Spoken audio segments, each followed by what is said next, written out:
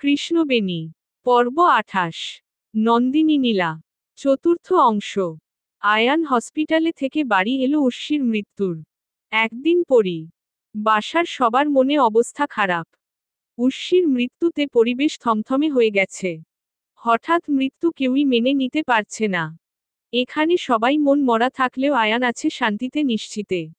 সবার সামনে নিজের নাটক শুরু করে দেয়।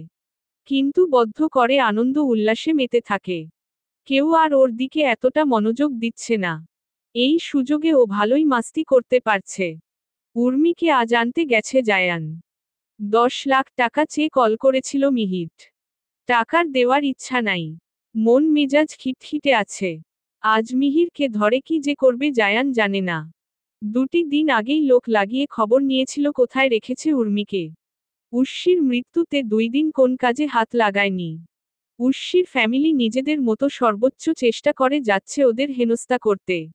এদিকে জায়ান এর বিরুদ্ধে কোন অ্যাকশন নিচ্ছে না। ও নিরুত্তর হয়ে দেখছে আর যা করার সব করছে জায়ানের বাবা। সব কিছুর মোকাবেলা করছে একা। ছেলেকে ও নিজেদের রক্ষা করছে। জায়ানের এমন গা ছাড়া ভাব দেখে উনি নিজেও হতবাক। জায়ান গন্তব্যে পৌঁছে নিজের লোক দিয়ে জায়গাটা ঘেরাও করে ফেলল। তখনই আরেকটা গাড়ি এসে থামে। গাড়ি থেকে নামে আরিফ। অতঃপর একজন গার্ড নিয়ে ভেতরে প্রবেশ করল সবাই। জায়ান নির্দিষ্ট রুমে প্রবেশ করে স্তব্ধ। মিহির উর্মির গলায় চাকু ধরে দাঁড়িয়ে আছে। উর্মি ছলছল চোখে ওদের দিকেই তাকিয়ে আছে। জায়ান ভ্রু কুঁচকে একবার পেছনে তাকিয়ে কিছু ইশারা করে মিহিরের দিকে তাকিয়ে বলল, একা তুই আমার সাথে টক্কর দিবি? ভয় মিহিরের কপাল বেয়ে ঘাম পড়ছে। মিহির শুকনো ঠোঁট জিভ দিয়ে ভিজিয়ে বলল, টাকা দিন। আমি উর্মিকে ছেড়ে দিব। আর কিছুই না। আপনি লাস্টবার মুখের কথায় টাকা দিয়ে দিলে আমাকে আর এই কাজ করতে হতো না। উর্মির পিছু ছাড়তে টাকা দিছিলাম।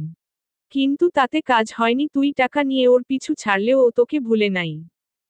তোর মতো শয়তানকে মনে পুষে রেখেছিল। এজন্য লাস্টে টাকা দেইনি। যাতে এমন ভুল করে তুই উর্মির চোখে নিজের স্বরূপ খুলতে পারিস।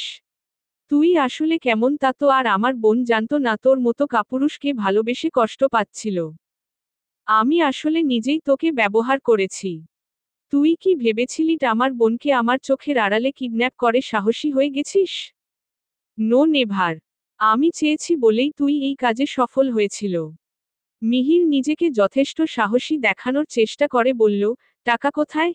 জায়ানের পেছনের লোকটা হঠাৎ একটা লাঠি ছুঁড়ে মারল মিহিরের মাথায়। মিহিরের হাত থেকে চাকু পড়ে গেছে ও উল্টো পড়ে যায়। উর্মি ছাড় পেতেই দৌড়ে জায়ানকে জড়িয়ে ধরে। আরিফ দৌড়ে গিয়ে পড়ে থাকা মিহিরকে টেনে তুলে এলোপাথারি ঘুষি মারতে লাগে। মিহির মার খেয়ে আর্তনাদ করছে, শুধু জায়ান উর্মির মাথায় হাত বুলিয়ে দিচ্ছে। ঠিক আছিস তুই? উর্মি মাথা নিচু করে সরে দাঁড়ালো। সরি ভাইয়া, আমি মানুষ চিনতে ভুল করেছিলাম। আমি ওকে চিনতেই পারিনি। ও এমন ঘৃণ্য মন মানসিকতার ভাবতেও পারিনি। বলেই ঠু করে কেঁদে উঠল উর্মি। জায়ান উর্মির চোখের জল মুছিয়ে দিয়ে বলল, কাঁদিস না, আমি আছি তো। উর্মি আরিফের দিকে তাকিয়ে দেখল রেগে আরিফ মিহিরকে মরছে। উর্মি কাঁদতে কাঁদতে লজ্জা বাইরে চলে এলো। গার্ডকে উর্মির পেছনে পাঠিয়ে দিল জায়ান। জায়ান আরিফকে অনেক কষ্টে মিহিরের থেকে ছাড়িয়ে নেয়। আর গার্ডদের কাছে মিহিরকে রেখে চলে আসে। মিহির মার খেয়ে চিৎকার করছে শুধু। ওর চিৎকারে রুমটা কেঁপে কেঁপে উঠছে। আরিফ আর উর্মির সামনে গেল না। নিজের গাড়ি করে বেরিয়ে গেছে। উর্মি গাড়িতে হেলান দিয়ে কাঁদছে। জায়ান উর্মিকে নিজের মতো কাঁদতে দিয়েছে। ওর এখন কাঁদা দরকার। মনটা হালকা হবে এতেই। ওই জানোয়ারটাকে মন থেকে মুছতে কান্না দরকার। বাসায় এসে উর্মি আরেকটা শখ খেল। উর্ষির এমন অবাঞ্ছিত মৃত্যুর খবর শুনে ও আরো ভেঙে পড়ে। ওই শয়তান মিহিরের জন্য উর্ষি শেষ দেখাটাও পেল না। উর্মি পাগলের মতো কাঁদছে।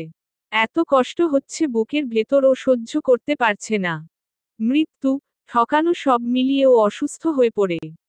তৃষ্ণা উর্মির এমন বেহাল দশা দেখে নিজেও উর্মির সাথে কাঁদছে। জেসমিন বেগম সহ পরিবারের সবাই এই দুঃসময়ে উর্মিকে সুস্থ অবস্থায় ফিরে পেয়ে একটু শান্তি অনুভব করছে। আয়ান উর্মিকে জড়িয়ে ধরে একা কান্না করছে। যা জায়ান ছাড়া আর কেউ বুঝতে পারল না। সবাই ভাবছে আয়ান উর্শিকে হারিয়ে সত্যি ভেঙে পড়েছে। এদিকে তৃষ্ণা চোখ বড় বড় করে তাকিয়ে আছে আয়ানের দিকে। আয়ানের কান্না আহাজারি দেখেও স্তব্ধ। উর্শি ভাবিকে আয়ান এত ভালোবাসত যে সারাদিন দরজা বন্ধ করে রুমে পড়ে থাকে, আবার এমন আর্তনাদ করে কাঁদে। ছেলে মানুষকেও কাঁদতে খুব কম দেখেছে। এই আয়ান প্রথম যে তার বউয়ের জন্য দিন রাত এক করে কান্নাকাটি করছে। এত ভালোবাসলে অন্য নারীর দিকে খারাপ দৃষ্টি দেয় কিভাবে? সব ওর মাথার উপর দিয়ে যাচ্ছে। জায়ান তৃষ্ণাকে টেনে রুমে নিয়ে এলো। তৃষ্ণা আয়ানের ভাবভঙ্গি দেখছিল হা করে, তখনই জায়ান টেনে তৃষ্ণাকে রুমে নিয়ে আসে। তৃষ্ণা জায়ানের থেকে হাত ছাড়িয়ে বলে, কি হয়েছে? আমাকে এভাবে টেনে আনলেন কেন? জায়ান গম্ভীর গলায় বললেন, তুমি আয়ানের দিকে হা করে তাকিয়েছিলে কেন? অমন করে তো কখনো আমার দিকেও তাকাও নাইট। তৃষ্ণা ফট করেই মজা করে বলে উঠল, আপনাকে আর আপনার ভাইকে দেখা তো একই কথা। জায়ান তৃষার কথা শুনে রেগে তৃষার কোমর শক্ত করে চেপে ধরে বললেন, কি বললে? তৃষ্ণা শ্বাসরুদ্ধকর পরিস্থিতিতে পড়েছে। জায়ানের হাতের চাপে ও ব্যথায় মৃদু আর্তনাদ করে ওঠে। আর বলে, আমি তো মজা করেছি। আমি তো অবাক হয়ে উনার দিকে তাকিয়েছিলাম। ভাবির প্রতি এত ভালোবাসা তো ভাবি থাকতে দেখি নাই। হঠাৎ এত ভালোবাসা কোথা থেকে উদয় হলো? মজা করেও কখনো আমি ছাড়া অন্য পুরুষের দিকে তাকিয়ে থাকবে না অমন করে। যত তাকিয়ে থাকতে ইচ্ছে করবে আমার দিকে তাকিয়ে থাকবে। আমি কিন্তু আমার জিনিস 1 ইঞ্চিও শেয়ার করতে পছন্দ করি না। আর সেটা যদি হয় আমার অতি প্রিয় মানুষ তাহলে তো নয়ই।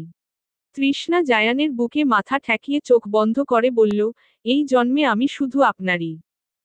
পরের জন্ম বলে কিছু নাই। যদি থাকতো তাহলেও আমি উপর টোয়ালার কাছে চাইতাম আপনাকেই যেন সে জন্মেও আমার স্বামী করে পাঠান। জায়ানের হাত বাঁধন আলগা হয়ে এলো। এবার আলতো হাতে ধরল। যে স্পর্শে আছে অপরিসীম আদর, ভালোবাসা। নেই কোন হিংস্রতা। জায়ান মাথা নিচু করে আনল। এক হাতে তৃষার কাঁধে থেকে চুল সরিয়ে কাঁধ উন্মুক্ত করল। অধর ছুঁয়ে গাঢ় স্পর্শ দিতে লাগল। তৃষ্ণা সারা শরীর ঝাঁকুনি দিয়ে উঠল। তৃষ্ণা চোখ খিচে বন্ধ করে থেকে থেকে কেঁপে উঠছে। দুহাতে জায়ানের শার্ট খামচে ধরে আছে। জায়ানের স্পর্শে নিজের ভারসাম্য হারিয়ে ফেলছে। নিজেকে শক্তি শূন্য লাগছে। নিজের সমস্ত ভার জায়ানের বক্ষস্থলে ছেড়ে দেয়। 1 মাস পর আয়ান ও ওর পরিবারের নামে মামলা করেছে উর্শির পরিবারের লোক। অদ্ভুতভাবে জায়ানের নামে করেনি। এখন আয়ান আর আয়ানের বাবা দুজনেই পলাতক হয়ে ঘুরছে। দুজনের রেষারেষি মধ্যে একজনও এবার ইলেকশনে জয়ী হতে পারেনি।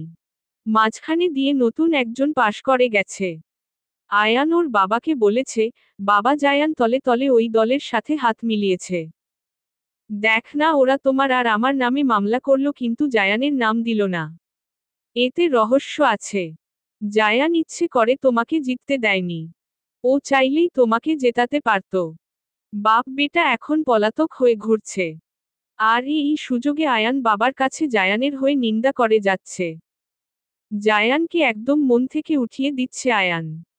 সবার চোখে জায়ানকে খারাপ প্রমাণ করাই ও মুখ্য উদ্দেশ্য। কৃষ্ণবেণী পর্ব 29। নন্দিনী নীলা। প্রথমবারের মতো জায়ান তৃষ্ণাকে নিয়ে বেড়াতে বের হবে। বউকে নিয়ে আজ একটু ভালোবাসা বাসি করবে। তৃষ্ণা জায়ানের সাথে ঘুরতে যাবে শুনেই পরিপাটি হয়ে নিয়েছে।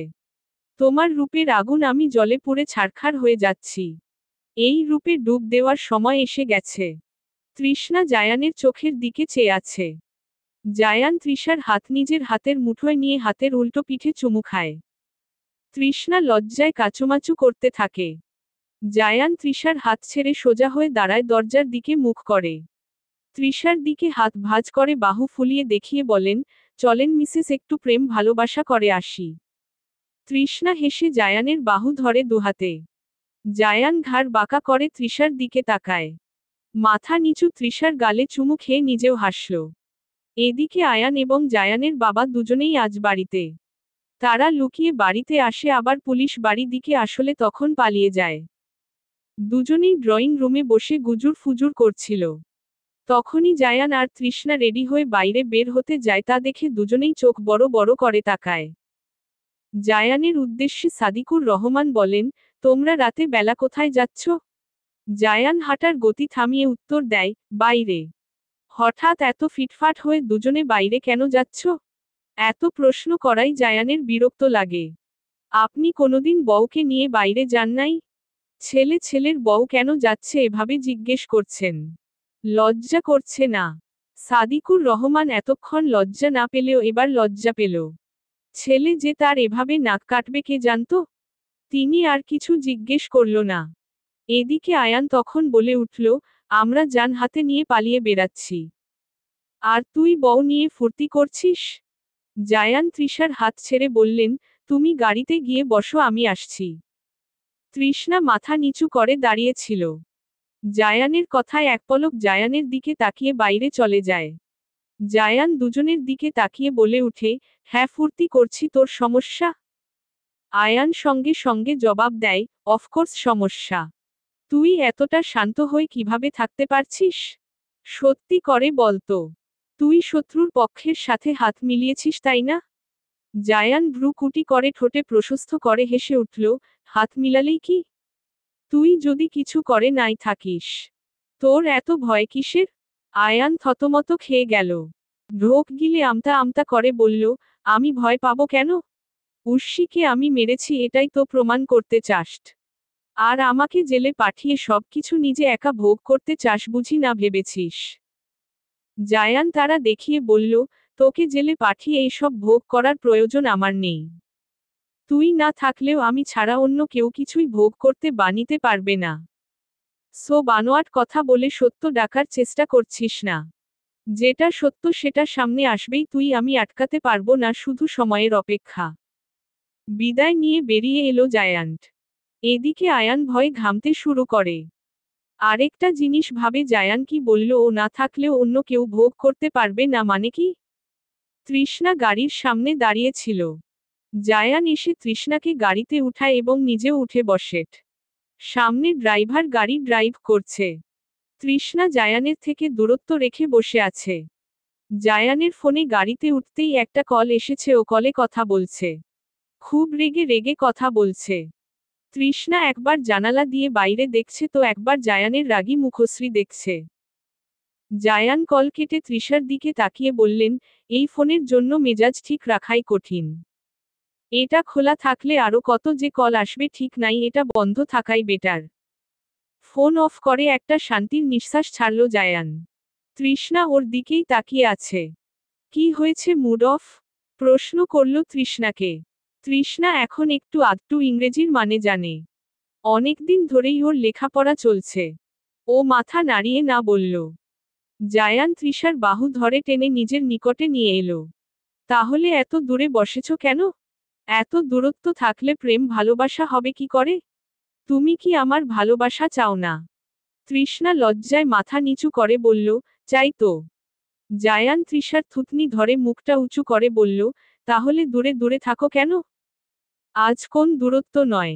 আজ যতটা কাছে যাওয়া যায় ততটাই কাছে যেতে চাই। আমার এই পাগলি বউটাকে আদরে আদরে ভরিয়ে দিতে চাই। তৃষ্ণা লজ্জা তাকাতে পারছে না। গাড়িতে ড্রিম লাইট চলছে। কিন্তু বাইরের ল্যাম্পপোস্টের আলোতে গাড়ি একটু পর পর আলোকিত হয়ে উঠছে। জায়ান তৃষার লজ্জা মাখা মুখটা দেখে নিজেকে কন্ট্রোল করতে পারল না। তৃষার ঠোঁটে গাঢ় স্পর্শ দিল। তৃষ্ণা জায়ানের থেকে ছাড়া পেতেই মাথা ঘুরিয়ে জোরে জোরে শ্বাস নিতে লাগল।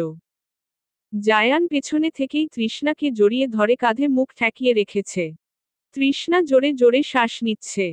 গন্তব্যে আসতেই গাড়ি থেমে যায়। জায়ান তৃষ্ণাকে হাত ধরে গাড়ি থেকে নামায়। ড্রাইভারকে গাড়ি নিয়ে ফিরে যেতে বলে হোটেলের ভেতরে প্রবেশ করে দুজন। এই হোটেলের মালিক জায়ান নিজেই। কিন্তু তৃষ্ণা জানে না। তৃষ্ণা মাথা নিচু ধীর গতিতে হাঁটছে। জায়ান তৃষার হাত ধরে ভেতরে প্রবেশ করে। সবাই স্যার ম্যাম বলে ওদের স্বাগতম জানায়। তৃষ্ণাকে নিয়ে একটা রুমে প্রবেশ করে। দরজাটা খোলাই ছিল, জায়ান শুধু ধাক্কা দেয়। ভেতরে থেকে মণিমুগ্ধকর ফুলের সুবাস ভেসে আসে। তৃষ্ণা সুগন্ধে চোখ বন্ধ করে নেয়। চোখ মেলে দেখে ভেতরে ঘুটঘুটে অন্ধকার। পাশে তাকিয়ে জায়ানকে কিছু বলবে কিন্তু হায় জায়ান কোথায়? আশেপাশে তাকিয়ে দেখে ও ছাড়া কেউ নাই। জায়ান কোথায় গেল? ভয়ে ও গুটিয়ে যায়। এমন নিস্তব্ধ জায়গায় ওকে একা রেখে জায়ান কোথায় গেল? ও কেঁদে দিবে এমন অবস্থা তখনই অন্ধকার রুমের ভেতরে থেকে কেউ ওকে ভেতরে টেনে দরজা আটকে দেয়। ও চেঁচিয়ে উঠবে তখনই রুমে আলো জ্বলে ওঠে। আলো জ্বলতেই উপর থেকে এক ঝাঁক ফুলের পাপড়ি ওর গায়ে ঢলে পড়ে। ও স্তব্ধ, হতবিহ্বল চোখে দাঁড়িয়ে আছে। ওর থেকে একটু দূরে জায়ান দাঁড়িয়ে ওর দিকে তাকিয়ে হাসছে। সমস্ত ফুলের পাপড়ি নিচে পড়া শেষ হতেই জায়ান ওর নিকটে আসে। এক হাতে ওর কোমর চেপে ধরে, অন্য হাতে তৃষার হাত ধরে নিজের কাঁধে তুলে দেয়। ভয় পেয়েছ? তৃষার চোখ ছলছল করে ওঠে। জায়ান আঙুল স্পর্শ করে অশ্রু মুছিয়ে দেয়। একটু চমকে দিতে, সারপ্রাইজ দিতে একটু ভয় পেতেই হয়। এতেই কাঁদলে চলবে? তুমি মিসেস জায়ান আহনাফ। তোমাকে সাহসী হতে হবে। একটুতেই ভয় পেলে চলবে না। বুঝেছ মিসেস? তৃষ্ণা উত্তর দেয় না। জায়ান তৃষার চোখের পাতায় অধর স্পর্শ করে। তৃষ্ণা নিমিষেই চোখ বন্ধ করে নেয়। জায়ান তৃষ্ণাকে নিয়ে একটু কাপল ডান্স করে। তৃষ্ণা শুধু জায়ানের সঙ্গে তাল মিলিয়েছে। জায়ান তৃষ্ণাকে ছেড়ে দেয়। তৃষ্ণা সাজানো রুমটা খুঁটিয়ে খুঁটিয়ে দেখতে লাগল। ফুলের রাজ্য মনে হচ্ছে। সম্পূর্ণ রুমটা বাহারি ফুল দিয়ে সাজানো হয়েছে। ও মুগ্ধ হয়ে দেখছে। সাজানো পছন্দ হয়েছে? তৃষ্ণা, অনেক বেশি, বলে উত্তর দেয়। জায়ান তৃষ্ণাকে রুমে রেখে একটু বাইরে আসে। খাবার অর্ডার করতে। ফোন অফ, তাই নিজেকেই বাইরে আসতে হয়। 15 মিনিট পর খাবার আসে।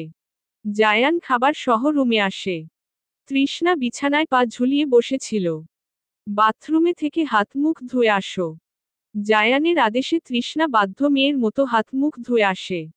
জায়ান তৃষ্ণাকে সোফায় বসিয়ে হাতে খাবারের প্লেট দিয়ে বলেন, এবার স্বামী সেবা কর। খাইয়ে দাও। তৃষ্ণা জায়ানকে খাইয়ে দিচ্ছে। জায়ান তৃষার হাতে পেট ভরে খেয়ে উঠে দাঁড়ালো। এবার তুমি খেয়ে নাও। আমি একটু আসছি বাইরে থেকে। জায়ান পানি পান করে বাইরে চলে যায়। তৃষ্ণা নিজে খাওয়া শেষ করে জায়ানের অপেক্ষা করতে লাগে। জায়ানের আসতে 1.5 ঘন্টা লেগে যায়। তৃষ্ণা অপেক্ষা করতে করতে সোফায় হেলান দিয়ে ঘুমিয়ে পড়ে। জায়ান একটা শপিং ব্যাগ এনে সোফার উপর রেখে ঘুমন্ত তৃষ্ণাকে ডেকে তুলে। তৃষ্ণা ঘুম ঘুম চোখে জায়ানের উপস্থিতি টের পেয়ে চোখ পিটপিট করে তাকায়। জায়ান তৃষার কানে ফিসফিস করে বলেন, আজ তো ঘুমালে চলবে না জান। বুকের ভেতর থাকা সমস্ত ভালোবাসা আজ তোমায় নিগড়ে দিতে চাই। গ্রহণ করবে তো আমার এই ভালোবাসার? আপনি কাছে টানলে আমার কি সাধ্য আছে আপনাকে ফিরিয়ে দেবার? তৃষ্ণা ঘুম ছুটাতে আরেকবার চোখে মুখে পানি দিয়ে আসে। তোয়ালে দিয়ে মুখ মুছে এসে দেখে জায়ান কসমেটিক্স, নতুন শাড়ি, চুড়ি হাতে নিয়ে বসে আছে। তৃষ্ণাকে নিজের সামনে দাঁড় করিয়ে শাড়ি তৃষার গায়ে ধরে বলেন, মাশা আল্লাহ। তোমার জন্য এই শাড়ি অর্ডার করে 1 পিস বানিয়ে এনেছি। পছন্দ হয়েছে? তৃষ্ণা সিলভার কালারের পাতলা জর্জেট শাড়ির দিকে তাকিয়ে আছে। এত পাতলা কেন সেটাই ভাবছে। এমনিতেই সুন্দরী। জায়ান তৃষার হাতে পেটিকোট আর ব্লাউজ দিয়ে বলল পরে আসতে। তৃষ্ণা লজ্জায় পড়ে আর বেরুতে পারছে না। তাই আগে যে শাড়ি ছিল ওটাই গায়ে জড়িয়ে বেরিয়ে এলো। জায়ান তৃষার এমন অবস্থা দেখে হাসতে হাসতে শেষ। এভাবে থাকলে শাড়ি পরবে কিভাবে? তৃষ্ণা মাথা নিচু করে বলে, আমার কাছে দিন, আমি বাথরুমে থেকে পরে আসি। জায়ান শাড়ি দিল না। উল্টো তৃষার গায়ে পেঁচিয়ে রাখা শাড়িটা একটানে খুলে নিল। তৃষ্ণা লজ্জা দুহাত দিয়ে মুখ চোখ ঢেকে ঘন ঘন শ্বাস নিতে লাগে। ওর সারা শরীর কাঁপছে লজ্জায়। জায়ান তৃষার লজ্জা পাওয়া দেখে বললেন, আজ তো লজ্জা ভাঙানোর দিন। তুমি লজ্জা পাচ্ছ কেন? তোমার হাজব্যান্ডই তো দেখছে, অন্য কেউ তো দেখছে না। তৃষ্ণা জায়ানের দিকে পিঠ করে দাঁড়ালো মুখ ঠেকেই। জায়ান শাড়ি হাতে উঠে দাঁড়ালো। আজ আমি আমার হৃদয়ের রানীকে নিজের হাতে শাড়ি পরাবো, নিজের হাতে যত্ন সহকারে সাজাবো। অতঃপর নিজেই সেই সাজসজ্জা নষ্ট করব। জায়ান তৃষ্ণাকে শাড়ি পরাতে শুরু করে দিয়েছে। শরীর বিভিন্ন স্থানে জায়ানের হাতের স্পর্শ লাগছে। তৃষ্ণা জায়ানের স্পর্শে কেঁপে কেঁপে উঠছে। পায়ের আঙুল ফ্লোরে ঘর্ষণ করছে। জায়ান শাড়ি পরাতে অতটা পারফেক্ট নয়। এজন্য তেমন ভালো হয়নি। কোন রকম পেঁচিয়ে পরিয়ে দিল। কিন্তু এতটুকুতেই জায়ানের খুশির সীমা নাই। জায়ান শাড়ি পরানো শেষ করে বলল, এই যে আমার লজ্জাবতী, এবার তাকাও। দেখতো তোমার বর কেমন শাড়ি পরালো। তৃষ্ণা আস্তে আস্তে চোখ মেলে তাকালো। জায়ান ওর দিকে কেমন করে নেশাতুর দৃষ্টিতে যেন তাকিয়ে আছে। ও নিজের দিকে তাকালো। শাড়ি তো পরিয়েছে, কিন্তু এটা কি শাড়ি? শরীরের প্রতিবিম্ব সম্পূর্ণ তো দেখা যাচ্ছে। লজ্জায় ওর কান গরম হয়ে এলো। আর মুখ ঠেকো না, এবার তোমার মুখমণ্ডল সাজাবো, আসো। শাড়ি এমন ধারা কেন? আমার খুব লজ্জা লাগছে, আমি এভাবে আপনার সামনে থাকতে পারবো না।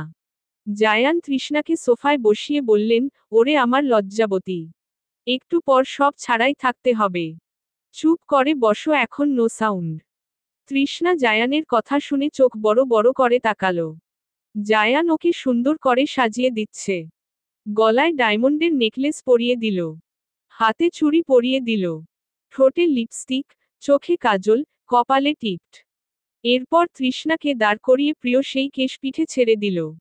জায়ান তৃষার চুল আছড়ে বেলি ফুলের তোড়া চুলে লাগিয়ে দিল। তৃষ্ণাকে আয়নার সামনে দাঁড় করিয়ে বললেন, দেখতো তোমার হাজবেন্ড কেমন সাজালো। তৃষ্ণা লজ্জা মাখা হাসি দিল। জায়ান তৃষার চুলে নাক ডুবিয়ে ঘ্রাণ নিতে নিতে লাগল। তৃষ্ণা হাত দিয়ে শাড়ির আঁচল খামচে শক্ত হয়ে দাঁড়িয়ে আছে। ওর অঙ্গ প্রত্যঙ্গ থরথরিয়ে কাঁপছে। সাজ পছন্দ হয়েছে? তৃষ্ণা মাথা নাড়িয়ে সম্মতি দিল। তোমাকে খুব আবেদনময়ী লাগছে জান। জায়ান তৃষ্ণাকে নিজের দিকে ঘুরিয়ে কপালে চুমু খেল। তৃষ্ণা চোখ বন্ধ করে জায়ানের বুকে মাথা রাখল। আজ দুটি দেহ, মন এক সুতোয় বাঁধা পড়বে। স্বামী স্ত্রীর বৈধ সম্পর্ক ভালোবাসার পূর্ণতা পাবে। এভাবে ভালোবাসায় এক সুতোয় গাঁথা থাকতে পারবে তো জায়ান তৃষ্ণা, নাকি অশুভ ছায়ায় সব শেষ হয়ে যাবে? কৃষ্ণবেণী, পর্ব 29। নন্দিনী নীলা। সকাল বেলায় জায়ানদের বাসায় পুলিশ এসে হাজির। বাপ বেটা তখন ঘুমে আচ্ছন্ন আছে। এদিকে পুলিশসহ এসেছে উর্শির ভাই। পালানোর কোন রাস্তাই পেল না। দুজনেই ধরা খেল। আয়ানকে নিয়ে যেতে পারলেও সাদিকুর রহমানকে নিয়ে যেতে পারল না। সাদিকুর রহমান বললেন, দেখুন অফিসার, আপনারা মিথ্যা মামলার দোহাই দিয়ে আমাকে জেলে নিতে পারেন না। আমি সমাজের একজন সম্মানিত লোক। তবুও অনেক পালিয়ে বেরিয়েছি, আর না। আমার ছেলে জায়ান যদি জানতে পারে আপনি আমায় থানায় নিয়ে গেছেন, আপনার কি হাল হয়ে বুঝতে পারছেন? আমি আমার ছেলের বউকে যথেষ্ট স্নেহ করতাম, তাকে আমরা কেউ মারিনি। অফিসার জায়ানের কথা শুনে একটু ভয় পেল। তিনি উর্শির ভাইকে সাইডে নিয়ে বললেন, আমার মনে হয় উনার নামে মামলায় না রাখাই ভালো। ছেলের বউকে উনি মারতে চাইবেন না। আমরা আয়ানকে নিয়ে ফিরে যাই। উর্শির ভাই অফিসারের কলার ধরে বলল, কি বললি তুই? তোর থেকে আমি শিখব কার নামে মামলা দিব না দিব। চুপচাপ বেটা দুইটাকে থানায় নিয়ে যা। অফিসার রেখে উর্শির ভাইকে ঘুষি মেরে নিজের থেকে সরিয়ে বললেন, আইনের লোকের গায়ে হাত দিস। তোরে তো আগে জেলে নেওয়া উচিত। বলেই উনি কনস্টেবল পুলিশের সাহায্যে আয়ান আর উর্শির ভাই দুজনকেই থানা নিয়ে আসে। আর এক জেলে বন্দি করে। আয়ান বিদ্রূপ হাসি হাসছে সুলাইমানের দিকে তাকিয়ে। সুলাইমানের গা জ্বলে উঠছে ওর হাসি দেখে। ও এগিয়ে এসে ঘুষি মারল আয়ানকে। আয়ানও কম কি নিজের পাল্টা আঘাত করে বলল, আমারে জেলের ভাত খাওয়াবি বলছিলি না? আয়ে দুজনে মিলে খাই। শুয়ারের বাচ্চা, তোর আজ শেষ দিন। তুই আমারে শেষ করতে আসবি, আর আমি চাইয়া চাইয়া দেখুম তাই না? আয়ে দেখি কার শেষ দিন হয়। লেগে গেল দুজনের হাত্তাহাত্তি লড়াইট। জেল পুলিশ তাড়াতাড়ি এগিয়ে এলো, দুজনকে থামতে বলল। কিন্তু কেউ কথা শুনছে না, রক্তারক্তি কাণ্ড ঘটিয়ে ফেলছে। অফিসার দরজা খুলে ভেতরে ঢুকলো, আরও দুজন কনস্টেবল পুলিশ দুজনকে ধরে থামালো। আয়ানকে একা রেখে সুলাইমানকে আলাদা রুমে দেওয়া হলো। আজকের সকালটা তৃষার কাছে মধুর। অন্যরকম এক অনুভূতির, ভালোবাসার। গতরাতের কথা মনে হতেই লজ্জা কাচুমাচু করতে থাকে। ইস কি লজ্জা, কত ভালোবাসার। জায়ান ওর দিকে পিঠ করে ঘুমিয়ে আছে। ও রাতে কথা ভেবে মুখ লুকিয়ে লজ্জা নিবারণের চেষ্টা করছে। স্বামীর ভালোবাসায় যে এত সুখ থাকে ও জানত না। এত ভালোবাসা কেন দিল জায়ান ওকে? এখন এই মুখ জায়ানকে দেখাবে কি করে? তৃষ্ণা উঠে শাওয়ার নিল। আর গতকালের শাড়ি পরে নিল। ভেজা চুল মুছল না, জায়ান ওর অভ্যাস খারাপ করে দিয়েছে, এখন এই চুলের যত্ন ওর নিতে ইচ্ছে করে না। জায়ানের যত্ন করে চুল মুছিয়ে দেওয়া, চুলে তেল দেওয়া, বেঁধে দেওয়া, সেসবই অভ্যাস হয়ে গেছে। জায়ানকে ডাকতেও ইচ্ছে করছে না। কি সুন্দর নিষ্পাপ শিশুর মতো ঘুমিয়ে আছে। কত আদুরে লাগছে। তৃষ্ণা সোফায় বসে চুল ফ্লোরে ফেলে রেখে বসে আছে গালে হাত দিয়ে। ওর চুল বেয়ে পানি পড়ে ফ্লোর ভেসে যাচ্ছে, তৃষার সেদিকে খেয়াল নেই। ও পলকহীন চোখে তাকিয়ে আছে জায়ানের ঘুমন্ত মুখটার দিকে। জায়ান ভ্রু কুঁচকে ঘুমিয়ে আছে। যেন ঘুমের মধ্যে ও কিছু কিছু গভীর চিন্তায় বিভোর হয়ে আছে। তৃষ্ণা জায়ানকে দেখছে আর ভাবছে, এই মানুষটা শুধু আমার একান্তই আমার, ভাবতেই অবাক লাগছে, শান্তি লাগছে। তাকিয়ে থাকতে থাকতে তৃষ্ণা গভীর ভাবনায় ঢুকে গেছে। জায়ানকে নিয়ে হাজারো কল্পনা জল্পনা করছে। এদিকে জায়ান হঠাৎ জাগ্রত হয়ে যায়। তৃষ্ণাকে বিছানায় না পেয়ে দেখে সোফায় গালে হাত নিয়ে আছে। ভালো করে তাকিয়ে দেখে ভেজা চুল বেয়ে পানি পড়ে ফ্লোর ভেসে যাচ্ছে। ও লাফ দিয়ে উঠে বসে। এই মেয়ে কি পাগল নাকি? এইভাবে কেন ভেজা চুল ছেড়ে বসে থাকে? জায়ান তোয়ালে এনে তৃষার চুলে রাখতেই তৃষার সব ধ্যান ভঙ্গ হয়, চমকে তাকিয়ে দেখে জায়ান ওর মাথার কাছে দাঁড়িয়ে চুল মুছে দিচ্ছে। তৃষ্ণা চমকানো গলায় বলল, আপনি এখানে কেন? ঘুমিয়ে না ছিলেন? ঘুমাবো কি করে? আমার একটা পাগল বউট আছে, এতদিন কম পাগলামি করত। এখন আমার ভালোবাসা পেয়ে বদ্ধ পাগল হয়ে ভেজা চুল মাথায় বসে আছে। ইস, বললেই হলো। পাগল হলেও আপনার জন্য হয়েছি, আপনি আমার অভ্যাস খারাপ করে দিয়েছেন, এখন এই চুলে আমার হাত দিয়ে ইচ্ছে করে না। এই যে আপনি যত্ন করে মুছিয়ে দিচ্ছে, কত শান্তি লাগছে জানেন? আমি মুছে নিলে এই যত্ন পেতাম নাকি? একদিনেই আমার বোবা পাখির মুখে তোতা পাখির মতো কথা ফুটেছে। নিজের ভালো লাগা নিজেই বলছে। আদর করলে তোমার সব সংকোচ গিয়ে মিষ্টি ভালোবাসায় পরিণত হবে, জানলে তো এত দিন বসেই থাকতাম না। তৃষ্ণা লজ্জা পেয়ে মাথা নিচু করে ফেলল। জায়ান সঙ্গে সঙ্গে তৃষ্ণাকে ঠেলে নিজে সোফায় বসে তৃষ্ণাকে টেনে কোলের উপর বসিয়ে দিল। তৃষার পিঠ জায়ানের উন্মুক্ত বুক ঘেঁষে আছে। এ কি লজ্জা পাচ্ছ এখনো? এখন আর কিসের লজ্জা? সব লজ্জা তো হরণ করে ফেলেছি, তাও লজ্জা আসছে কোথা থেকে মেয়ে? ধ্যাত, চুপ করেন দয়া করে। আচ্ছা, এসব কথা বাদ। বাসায় যাবেন কখন? আজ নাও যেতে পারি। এখানেই থাকবেন? তুমি চাইলে থাকবো। আপনার এত বড় বাসা থাকতে ভাড়া হোটেলে থাকার দরকার কি? তোমাকে কে বলেছে ভাড়া হোটেলে থাকছি? তাই তো। এই হোটেল তো আর আপনার নয় যে আপনাকে ভাড়া ছাড়াই রাখবে। ওরে আমার বোকা বউটারে! এই হোটেলের মালিক তোমার হাজবেন্ড। এটা আমার নামে দলিল করা। আমি নিজে করেছি। তৃষ্ণা ইয়া বড় চোখ করে বলল, মিথ্যা বলছেন? এত বড় হোটেল আপনার? তো কি বড়ই তো থাকবে। এত টাকা ইনকাম করতেছি, এই হোটেল করা কি আমার জন্য অনেক কষ্টের নাকি? তোমার অবাক হওয়া স্বাভাবিক, বিকজ তুমি তো কিছুই জানো না। আস্তে ধীরে সব জানতে পারবে। আমার সবকিছুই তো তোমার। তৃষ্ণা চুপ করে জায়ানের কথা শুনছিল। জায়ান তৃষার ভেজা চুলে মুখ গুজে অনেক কথাই বলল। এবার তৃষ্ণাকে নিজের দিকে ঘুরিয়ে কপালে কপাল ঠেকিয়ে বলল, খুব ভালোবাসি তোমায়। তৃষার কি হলো, ও নিজেও বলল, আমিও। জায়ান তৃষার কপালে চুমু খেল। তৃষ্ণা চোখ বন্ধ করে ফেলল। জায়ান আবার তৃষ্ণা চোখের পাতায় অধর স্পর্শ করল। তৃষ্ণা ঘন ঘন শ্বাস নিচ্ছে। জায়ান এক হাতে তৃষার চুলের ভেতরে প্রবেশ করিয়ে ঘাড়ে রেখে তৃষ্ণাকে আরেকটু কাছে এনে ঠোঁটে গভীরভাবে ছুঁয়ে দিল নিজের অধর দ্বারা। তৃষ্ণা জায়ানের গলা জড়িয়ে ধরে তাল মিলিয়ে যাচ্ছে। জায়ান তৃষ্ণাকে ছাড়তেই তৃষ্ণা উল্টো ঘুরে মুখ দুহাত দিয়ে ডেকে বসে রিল। জায়ান উঠে দাঁড়িয়ে বলল, তুমি মুখ ডেকে বসে থাকো, আমি ফ্রেশ হয়ে আসছি। জায়ান শাওয়ার শেষ করে এসে খাবার অর্ডার দিতে ফোন হাতে নিল। তৃষ্ণা জায়ানের মাথার চুল মুছে দিচ্ছে। জায়ান বিছানায় বসে ফোন ওপেন করল। ফোন ওপেন হতেই বাড়ি থেকে অগণিত কল মেসেজ পেল।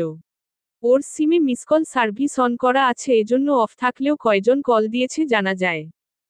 এত কল মেসেজ দেখে চমকে বসা থেকে দাঁড়িয়ে পড়ল।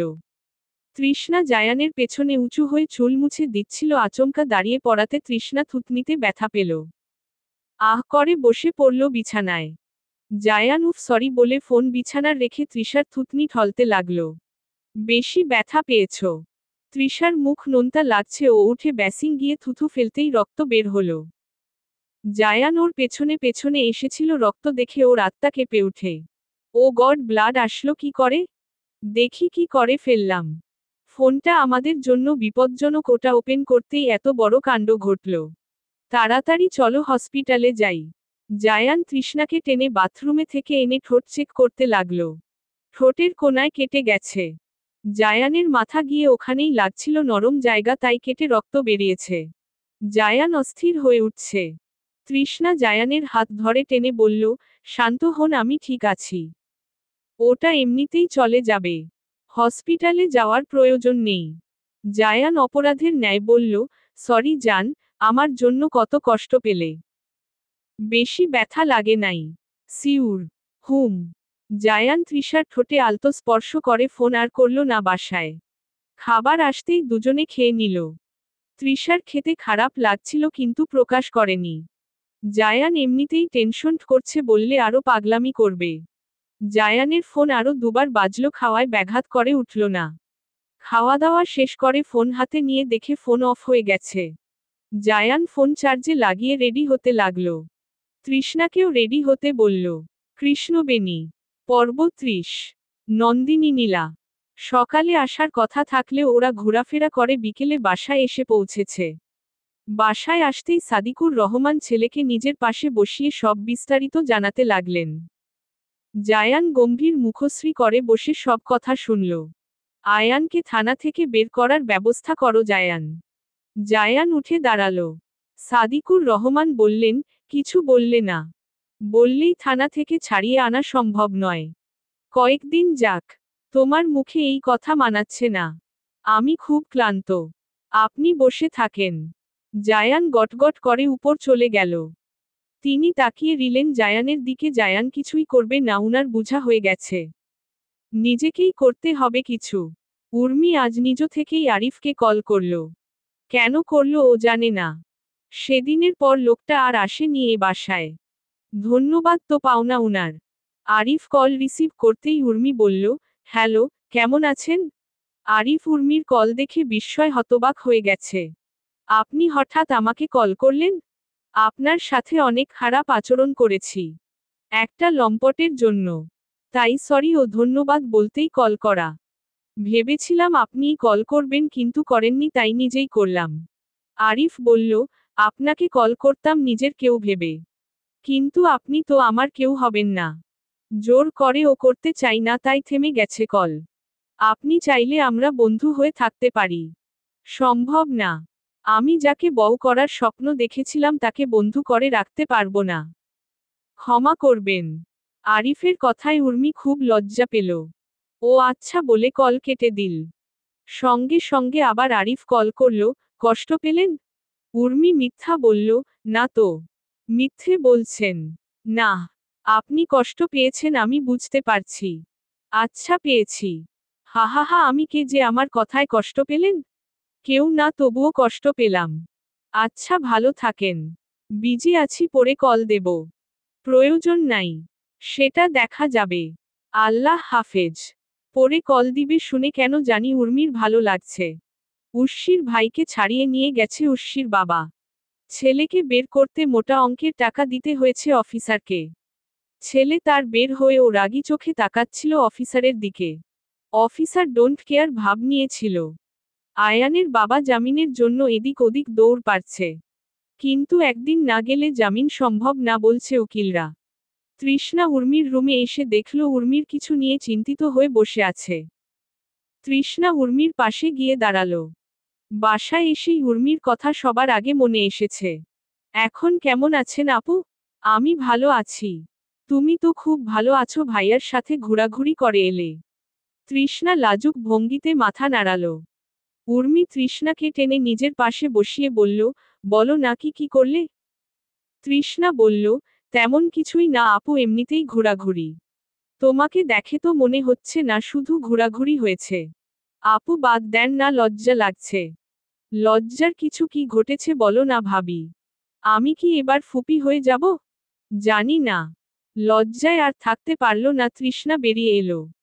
হাঁটতে হাঁটতে আয়ানের রুমের সামনে এলো, বুকটা কেঁপে উঠল উর্ষির জন্য। ইস, মানুষটা আর নেই, ভাবতেই পারছে না। মুখটা মলিন করে তৃষ্ণা চলে এলো। লিলির সাথে কথা বলে নিজের রুমে এসে দেখল জায়ান বসে আছে। ওকে দেখেই বলল, কোথায় ছিলে? সবার সাথে দেখা করতে গেছিলাম। এত দেখা করার কি আছে? যেন 1 বছর পর আসলে।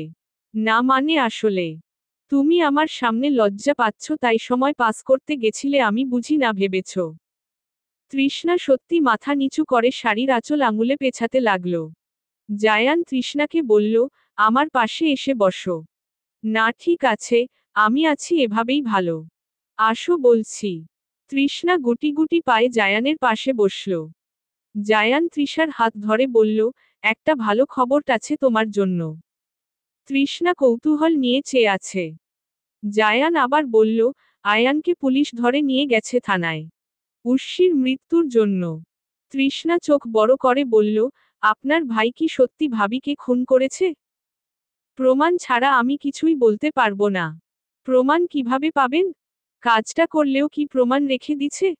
অপরাধী অপরাধ যতই নিখুঁত ভাবে করুক না কেন, কিছু তো প্রমাণ থেকেই যায়। সময়ের অপেক্ষা, কিন্তু এবার আয়ানকে বাবা বের করে আনবেই। কারণ আমি প্রমাণ পাইনি কোন। সেখানে পুলিশ কি করে পাবে? আপনি তো নিশ্চিত মনে হচ্ছে শুধু প্রমাণের অপেক্ষায় আছেন। আমি নিশ্চিত তার যথার্থ কারণ আছে। কিন্তু আয়ান রাগের মাথায় মারাত্মক ভুল করেছে। আজ না বুঝলেও বুঝার সময় আসছে। তৃষ্ণা মাথা নিচু করে বলল, আপনি হঠাৎ এত কথা আমাকে কেন বলছেন? এসব নিয়ে তো কখনোই আমার সাথে আলোচনা করতেন না। আমার ছোট বউটা তো বড় হয়ে যাচ্ছে। আবার বোকা থেকে তাকে চালাক চতুর বানাতে সবকিছুই জানতে হবে। জায়ান তৃষার মন খারাপ বুঝতে পেরে জিজ্ঞেস করল, কি হয়েছে?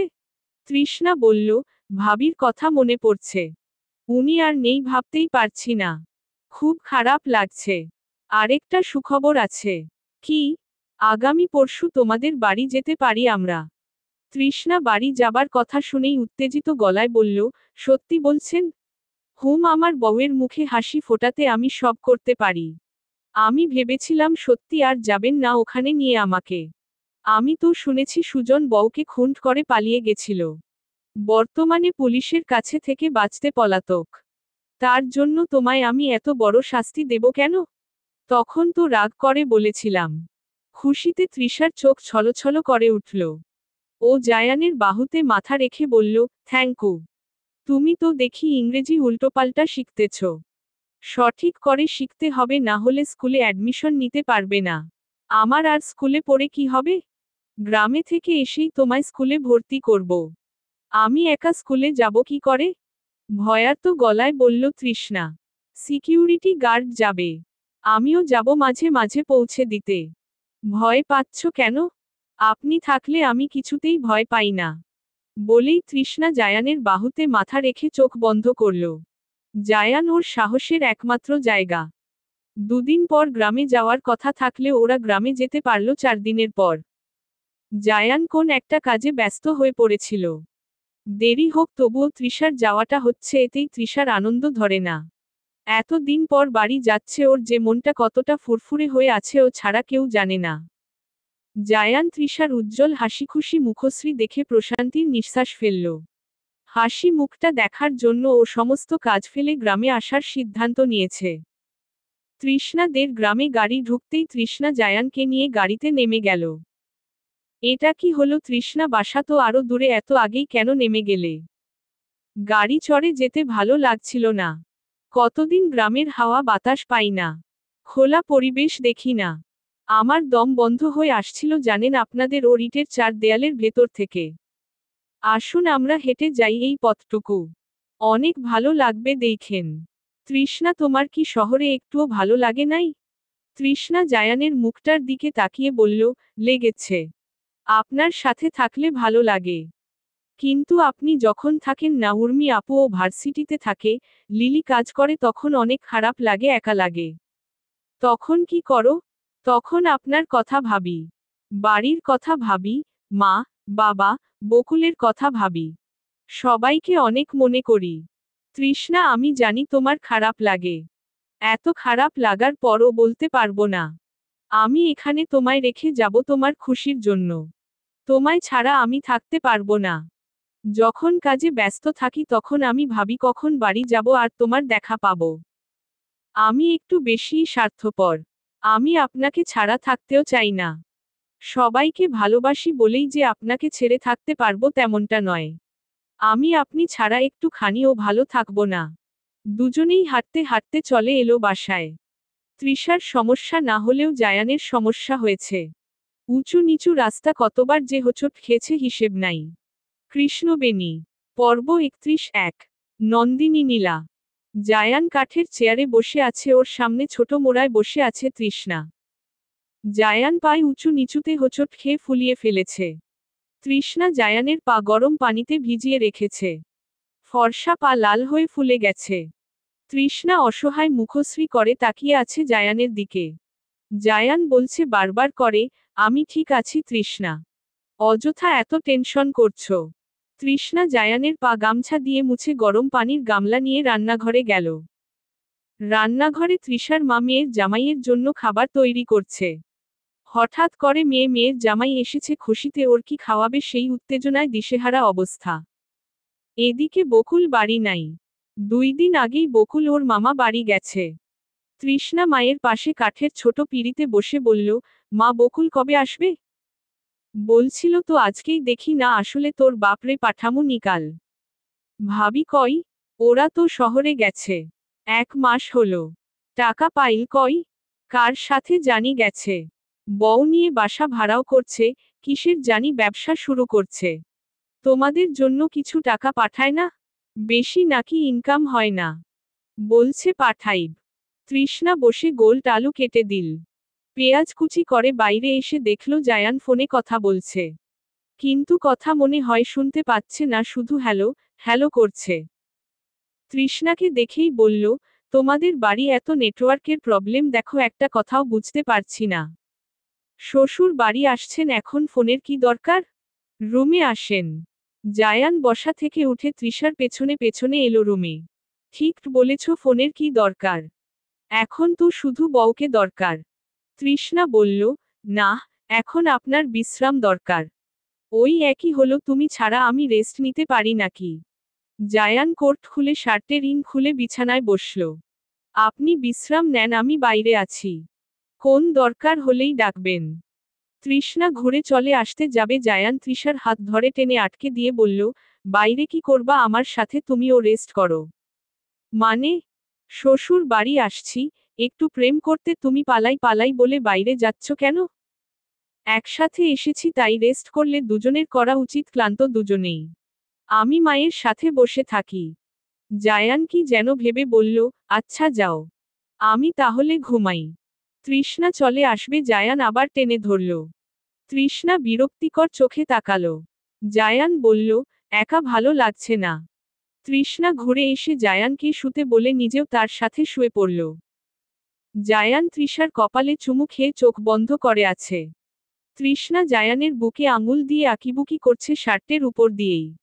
জায়ান তৃষার হাত ধরে টেনে ঠোঁটে গাঢ় স্পর্শ দিয়ে বলে, আমাকে উত্তেজিত করছো?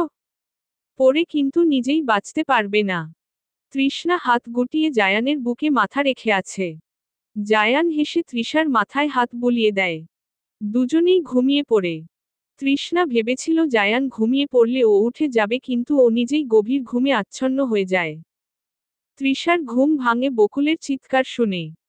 বকুল বাড়ি এসেই যখন শুনেছে বুবু আর দুলাভাই এসেছে, ও খুশিতে দৌড়ে বোনের দরজায় ধাক্কা দেওয়া শুরু করেছে।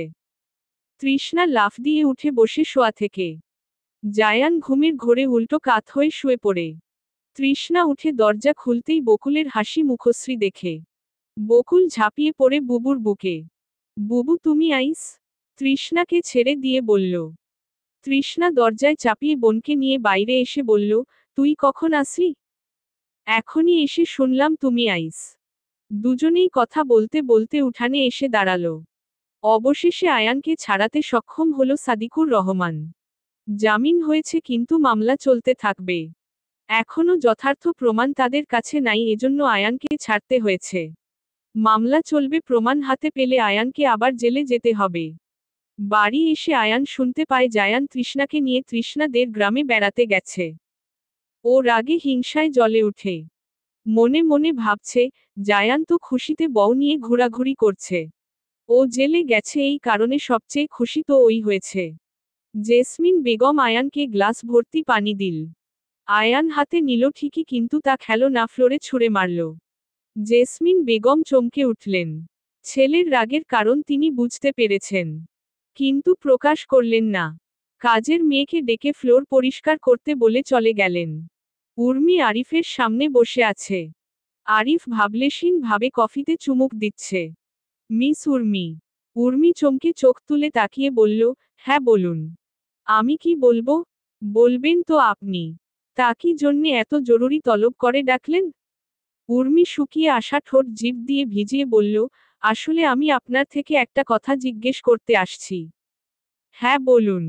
না মানে কিভাবে নিবেন কথাটা আমি সংকোচবোধ করছি প্রচুর পরিমাণে। তাহলে কি কথাটা বলবেন না? না বলবো, একটু গুছিয়ে নিচ্ছি। বিগত আধা ঘন্টা ধরে চুপ করেই বসে আছেন। আর কত সময় নিয়ে গুছিয়ে নিবেন? সরি আপনার সময় নষ্ট করছি তার জন্য। একটু সময় দিন। উর্মি মাথা নিচু একটু সময় নিয়ে বলল, মিহিরকে সেদিন তো আপনি খুব মেরেছিলেন। হুম, মারছিলাম কেন? কষ্ট লেগেছিল আপনার বয়ফ্রেন্ডকে মেরেছিলাম বলে? উর্মি লজ্জায় কাচুমাচু করে বলল, ও আমার বয়ফ্রেন্ড না। কখনো ছিল ও না। আচ্ছা তা কি বলছিলেন বলুন। তারপর ওকে কি করেছেন? খোঁজ নিতে আসছেন? সে কি অবস্থায় আছে? তাকে আবার আমি আর আপনার ভাই মিলে মেরে ফেলেছি নাকি শুনতে তাই না? আপনি ভুল ভাবছেন, ও মরে গেলেও আমার কষ্ট লাগবে না। ও আমার অনুভূতি নিয়ে যে খেলা দেখিয়েছে আমি ওকে ঘৃণা করি। তাহলে জানতে চাইছেন কেন? ও টাকার জন্য এসব করেছে, আমি ওর মুখে টাকা ছুঁড়ে মারতে চাই। নিজের হাতে আমার অনুভূতি আমার ভালোবাসা নিয়ে খেলার শাস্তি দিতে চাই। তা ওর সাথে দেখা করতে চান? সেটা তো জায়ানকে বললেই হতো। আমি ভাইয়াকে এসব বলার সাহস পাইনি। তাই আপনাকে বললাম। ভাইকে বলার চেয়ে আমাকে বলা সহজ মনে হয়েছে। আমি কেন আপনাকে সাহায্য করব? কি আপনি আমার? উর্মি আরিফের চোখে চোখ মিলিয়ে বলল, আমি আপনার হবু বউ। আমাকে সাহায্য করা আপনার দায়িত্ব। আরিফ বিস্মিত নয়নে তাকিয়ে আছে উর্মির দিকে। উর্মি লজ্জায় অন্যদিকে তাকিয়ে বলল, আমি আসছি আগামীকাল মিহিরের সাথে আমার দেখা করিয়ে দেবেন। বলেই উঠে দাঁড়ালো। আরিফ নিজে উঠে দাঁড়িয়ে বলল, আমি পৌঁছে দেব? আমার সাথে গাড়ি আছে। প্রয়োজন হবে না। হবু বউকে বাসায় পৌঁছে দেওয়াও দায়িত্বের মধ্যেই পড়ে। তাই ড্রাইভারকে চলে যেতে বলুন, আমি আছি আপনার জন্য। জায়ান ঘুম থেকে উঠে গম্ভীর মুখশ্রী করে বসে আছে বিছানায়। তৃষ্ণা রুমে এসে জায়ানকে গম্ভীর হয়ে বসে থাকতে দেখে জিজ্ঞেস করে, কি হয়েছে আপনার? তৃষার প্রশ্নে জায়ান তৃষার দিকে তাকিয়ে বালিশের নিচ থেকে ফোন বের করে বলল, তুমি কোথায় ছিলে? বাইরে। কেন? বকুল এসেছে। ওর সাথে ছিলাম। ও আপনার সাথে কথা বলার জন্য কখন থেকে ঘুরঘুর করছে। আমাকে আর এভাবে একা রেখে উঠে যাবে না। জায়ান উঠে দাঁড়ালো। তৃষ্ণা মগ ভর্তি পানি এনে দিল। জায়ান হাত মুখ ধুয়ে উঠানে বসল। বকুল এগিয়ে এসে হাসিমুখে বলল, দুলাভাই ভালো আছেন? জায়ান আর বকুল কথা বলছে। তৃষার বাবা ক্ষেত থেকে কাদা মাটির শরীরে বাসায় এসে মেয়ের জামাইকে বসে থাকতে দেখে খুশিতে গদগদ হয়ে খোঁজখবর নিতে লাগে। কল পাড়ে গিয়ে গোসল করে এসে জামাইয়ের পাশে বসে আলাপ শুরু করল। রাতে খাবার খেয়ে জায়ান নেটওয়ার্কের জন্য রাস্তায় চলে এসেছে একাই। তৃষ্ণা মায়ের সাথে খাবার গুছিয়ে নিচ্ছে। বকুল উঠানে দাঁড়িয়ে জায়ানের যাওয়ার দিকে তাকিয়ে আছে। দৌড়ে তৃষার কাছে গিয়ে বলল, বুবু দুলাভাই ওই দিকে গেছে একাই। উনার ফোনে নাকি কি হয়েছে তাই গেছে যাক। তুমি দুলাভাইরে ডাক দাও। চোর যদি দুলাভাইয়ের ফোন নিয়ে যায়। তৃষ্ণা বাইরে এলো। তৃষার বাবা বলল, তুই যাইস না, আমি ডাইকা নিয়ে আহি। জামাই বাবারে। দুশ্চিন্তায় তৃষ্ণা ছটফট করছে। ওদের এলাকা চোরের কারবার। এই এলাকায় দিন দুপুরেই চুরি হয়, সেখানে এখন রাত ভালোই হয়েছে। জায়ান অনেকটা পথ এগিয়ে এসেছে। নেটওয়ার্কও পেয়েছে। ও আরিফকে কল দিল। আরিফ অনেক কল দিয়েছিল। আরিফের থেকে জানতে পারল উর্মির সিদ্ধান্ত। জায়ান মিহিরের হসপিটালের ঠিকানা দিল। ওখানে উর্মিকে নিয়ে যেতে বলল। ফোন কেটে দেখল ভালোই দূরে চলে আসছে, পেছনে ঘুরে ফিরে আসতে যাবে তখনই কারো সাথে জোরে একটা ধাক্কা খেল। লোকটা ওর শক্তপোক্ত শরীরের সাথে ধাক্কা খেয়ে মাটিতে পড়ে গেছে। জায়ান ফোনের ফ্ল্যাশ জ্বালিয়ে সামনে তার দিকে ধরল। কৃষ্ণবেণী। পর্ব 31-2। নন্দিনী নীলা। জায়ান কাট কাট গলায় জবাব দিল, হু আর ইউ? লোকটা গামছা দিয়ে মুখ কপাল থেকে রেখেছে, তার শুধু চোখ দুটো দেখা যাচ্ছে। জায়ানের কথা শুনে লোকটা লাফ দিয়ে উঠে এক দৌড়ে সীমানার বাইরে চলে গেল। জায়ান ফোনের ফ্ল্যাশ জ্বালিয়ে সেদিকে পানে তাকিয়ে আছে হতবিহ্বল চোখে। এভাবে দৌড়ে পালালো কেন? সন্দেহজনক কণ্ঠে বিড়বিড় করল জায়ান। তখনই পেছনে থেকে তৃষার বাবা জায়ানকে ডাকতে ডাকতে এগিয়ে আসতে থাকে, জামাই বাবাজি, ও জামাই বাবাজি, ওইখানে কি করতাছ? বাড়ি আহ তাড়াতাড়ি। জায়ান শ্বশুর বাবার ডাক শুনে আর না দাঁড়িয়ে বাড়ির দিকে হাঁটতে লাগে। তৃষার বাবা জায়ানের কাছে এসে জিজ্ঞেস করেন, তুমি ঠিক আছো তো বাবা? জায়ান ভ্রুকুটি করে বলল, আমার কি হবে? আমাদের গ্রাম হচ্ছে চোরের নাখরা। এমনে কইরা রাত কইরা বের হয় না কেউ। চোর ছ্যাচর ঘুরে বেড়ায়। বলেন কি, এই মাত্র এক মুখ ডাকা লোকের সাথে দেখা হয়েছিল। উনিও কি চোর? তৃষার বাবা আন্দাজ করে বলল, চোর ছাড়া কেউ মুখ থেকে ঘুরে শুনি নাই।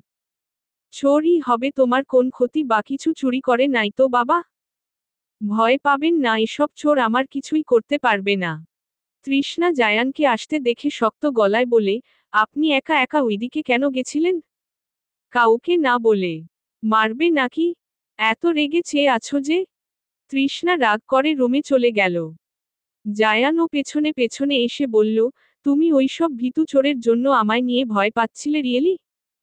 তৃষ্ণা কোমরে হাত রেখে রেগে বলল, ওদের কাছে চাকু থাকে জানেন?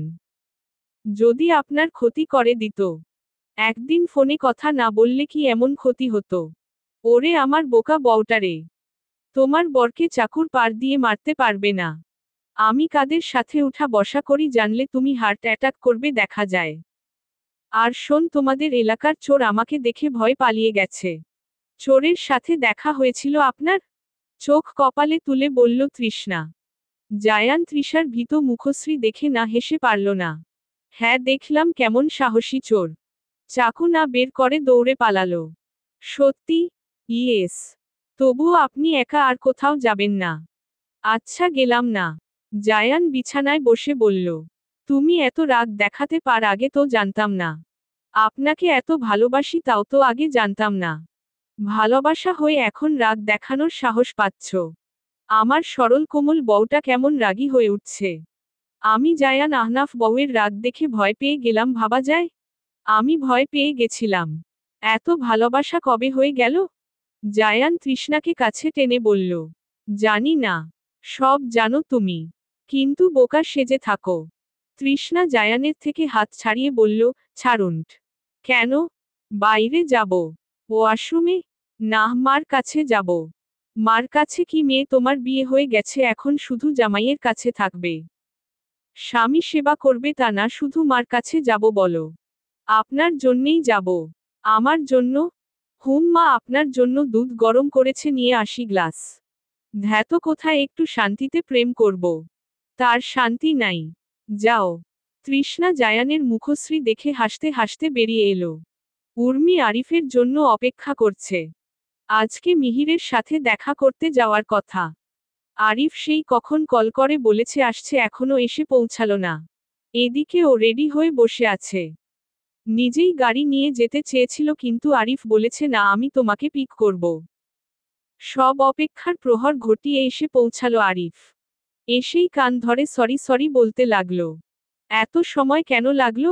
মাঝরাস্তায় এক কলেজ ফ্রেন্ড এর সাথে দেখা হয়েছিল তাই আর কি। আমি এত কল দিলাম, ধরলেন না কেন? ও ধরতে দেয়নি, আসলে অনেক দিন পর দেখা, তাই একটু কথা বলছিলাম। কেমন কথা ধরতে কেন দিবে, অসহ্যকর ফ্রেন্ড আপনার। বকা দিয়ে রাগ কমাও আর চলো তোমার এক্স বয়ফ্রেন্ডের সাথে দেখা করে আসি। উর্মি এগিয়ে এসে আরিফের বাহুতে কিল ঘুষি মেরে বলল, আপনাকে আজ মেরাই ফেলব। বলেছি না, ও আমার এক্স বয়ফ্রেন্ড না।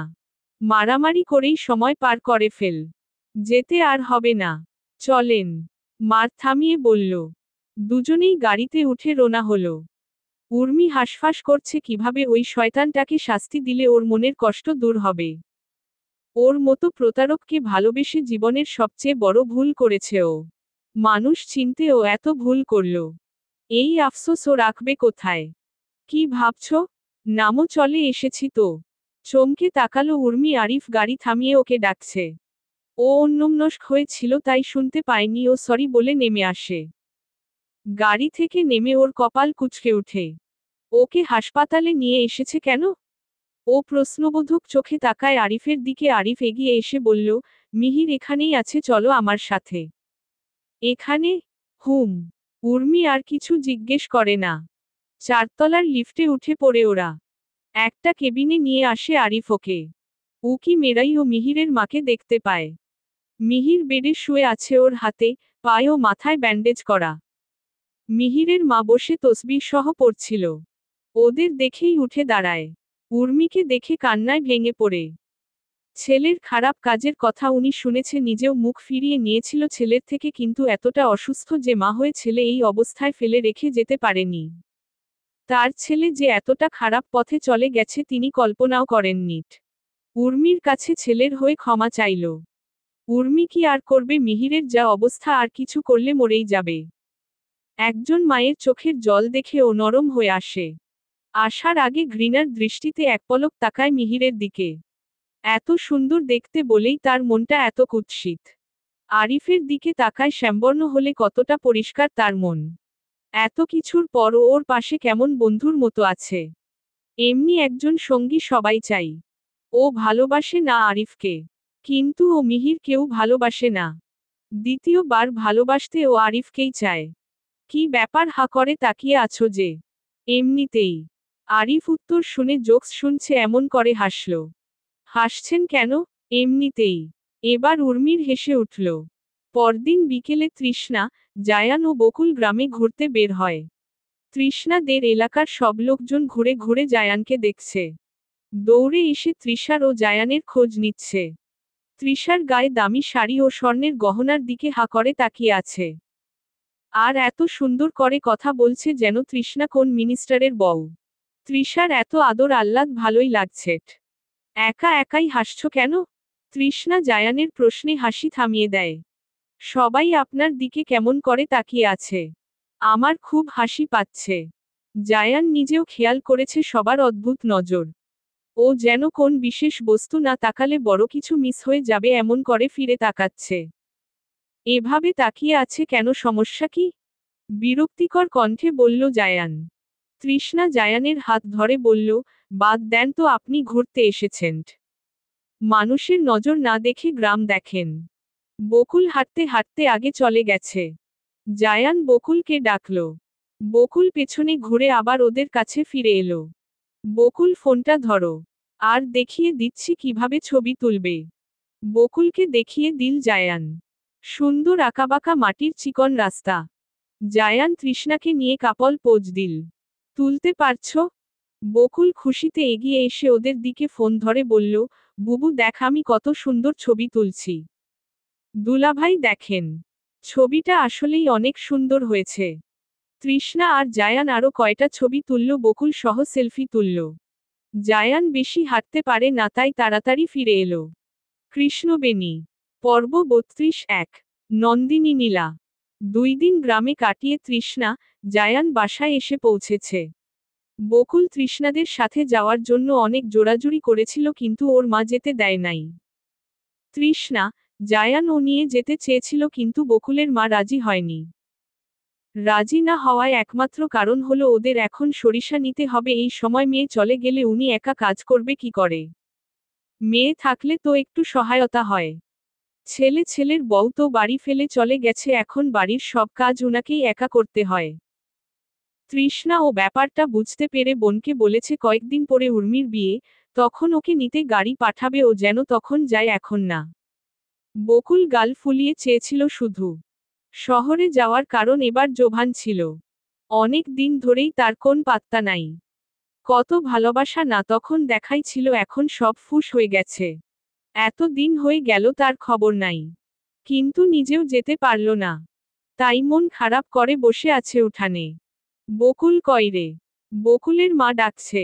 আম্মা কি হয়েছে? দেখ না বয়সা রইছি। ডাকো কেন? তেজ দেখাস কারে তুইট। কাজে হাত লাগা। দেখস না সরিষা তুলতাছি তুই দেখাও বয়সা রইছি সুঠো কয়তাছি। দেখ আম্মা আমার ভালো লাগতাছে না তুমি করতে পারলে করো। নয়তো আব্বা রে ডাইকা আইনা করাও। আমারে ডাকবা না। ঝাড়ুর বাড়ির খাইবার না চাইলে তাড়াতাড়ি আয়। কইছি না কয়দিন পর নিয়া যাইব তাও সঙ্গের মতো বসে আছিস। আমার আজকেই যাইতে মন চাইছিল তোমগো লিগা যাইতে পারলাম না। এই কয়টা কাজ তুমি করবার পারবা না। আমারে লাগে সব কিছুতে। বুবুর নাগাল আমারও বিয়া হইয়া গেলে তুমি কি কাজ না কইরা খাইবা? মাইয়া মানুষের এত মুখে মুখে তর্ক করা লাগে না। তোর যা স্বভাব তুই 2 দিন ও শ্বশুর বাড়ি টিকতে পারবি না। আমার তৃষ্ণা তো তোর মতো মুখে মুখে তর্ক করে না। শান্ত শিষ্ট আছিল তাই তো এত বড় ঘরে বিয়া দিতে পারছি। সুখে সংসার করছে। বকুল ভেংচি কেটে ঝাড়ু হাতে নিল। অতঃপর কাজ করতে লাগলো বাধ্য হয়ে। বাসায় আসতেই জায়ান আর আয়ানের মধ্যে তর্কাতর্কি লেগেছে। তৃষ্ণা দূরে দাঁড়িয়ে দুজনের দিকে তাকিয়ে আছে। বাসার প্রত্যেকে চোখ বড় বড় করে তাকিয়ে আছে। আয়ান ক্রোধে ফেটে এগিয়ে এসে জায়ানের কলার চেপে ধরে বলল, তুই চক্রান্ত করে আমাকে জেলে পাঠাইছিস। নিজে বউ নিয়ে ফুর্তি করে ঘুরে বেড়াস আর আমাকে ওই জেলে বন্দি করে রাখিস। তোর সব অত্যাচার সহ্য করেছি আর না। নিজে উল্লাস করবি আর আমি শুধু সাফার করব তাই না। আর না। এই আয়ান আর কিছু মুখ বুজে সহ্য করবে না। জায়ানের চোখ রাগে রক্তবর্ণ ধারণ করেছে। হাত মুষ্টিবদ্ধ করে রেখেছে। সবাই জায়ানের মুখমণ্ডল দেখে ভয়ে সিটিয়ে যায়। জেসমিন বেগম দৌড়ে এসে আয়ানকে টেনে সরিয়ে আনতে চায় জায়ানের থেকে কিন্তু আয়ানকে সরানো যাচ্ছে না। আয়ানের বাবা বাসায় নাই। 2 জন গার্ড এসে টেনে সরাতে যাবে জায়ান হাত উঁচু করে থামিয়ে দেয় তাদের। তারা মাথা নিচু করে সরে দাঁড়ায়। হাত মুঠো করে এক ঘুষি মারে আয়ানের নাক বরাবর আর আয়ান ছিটকে ফ্লোরে পড়ে যায়। জায়ান আবারও এগিয়ে লাথি মারে পেটে।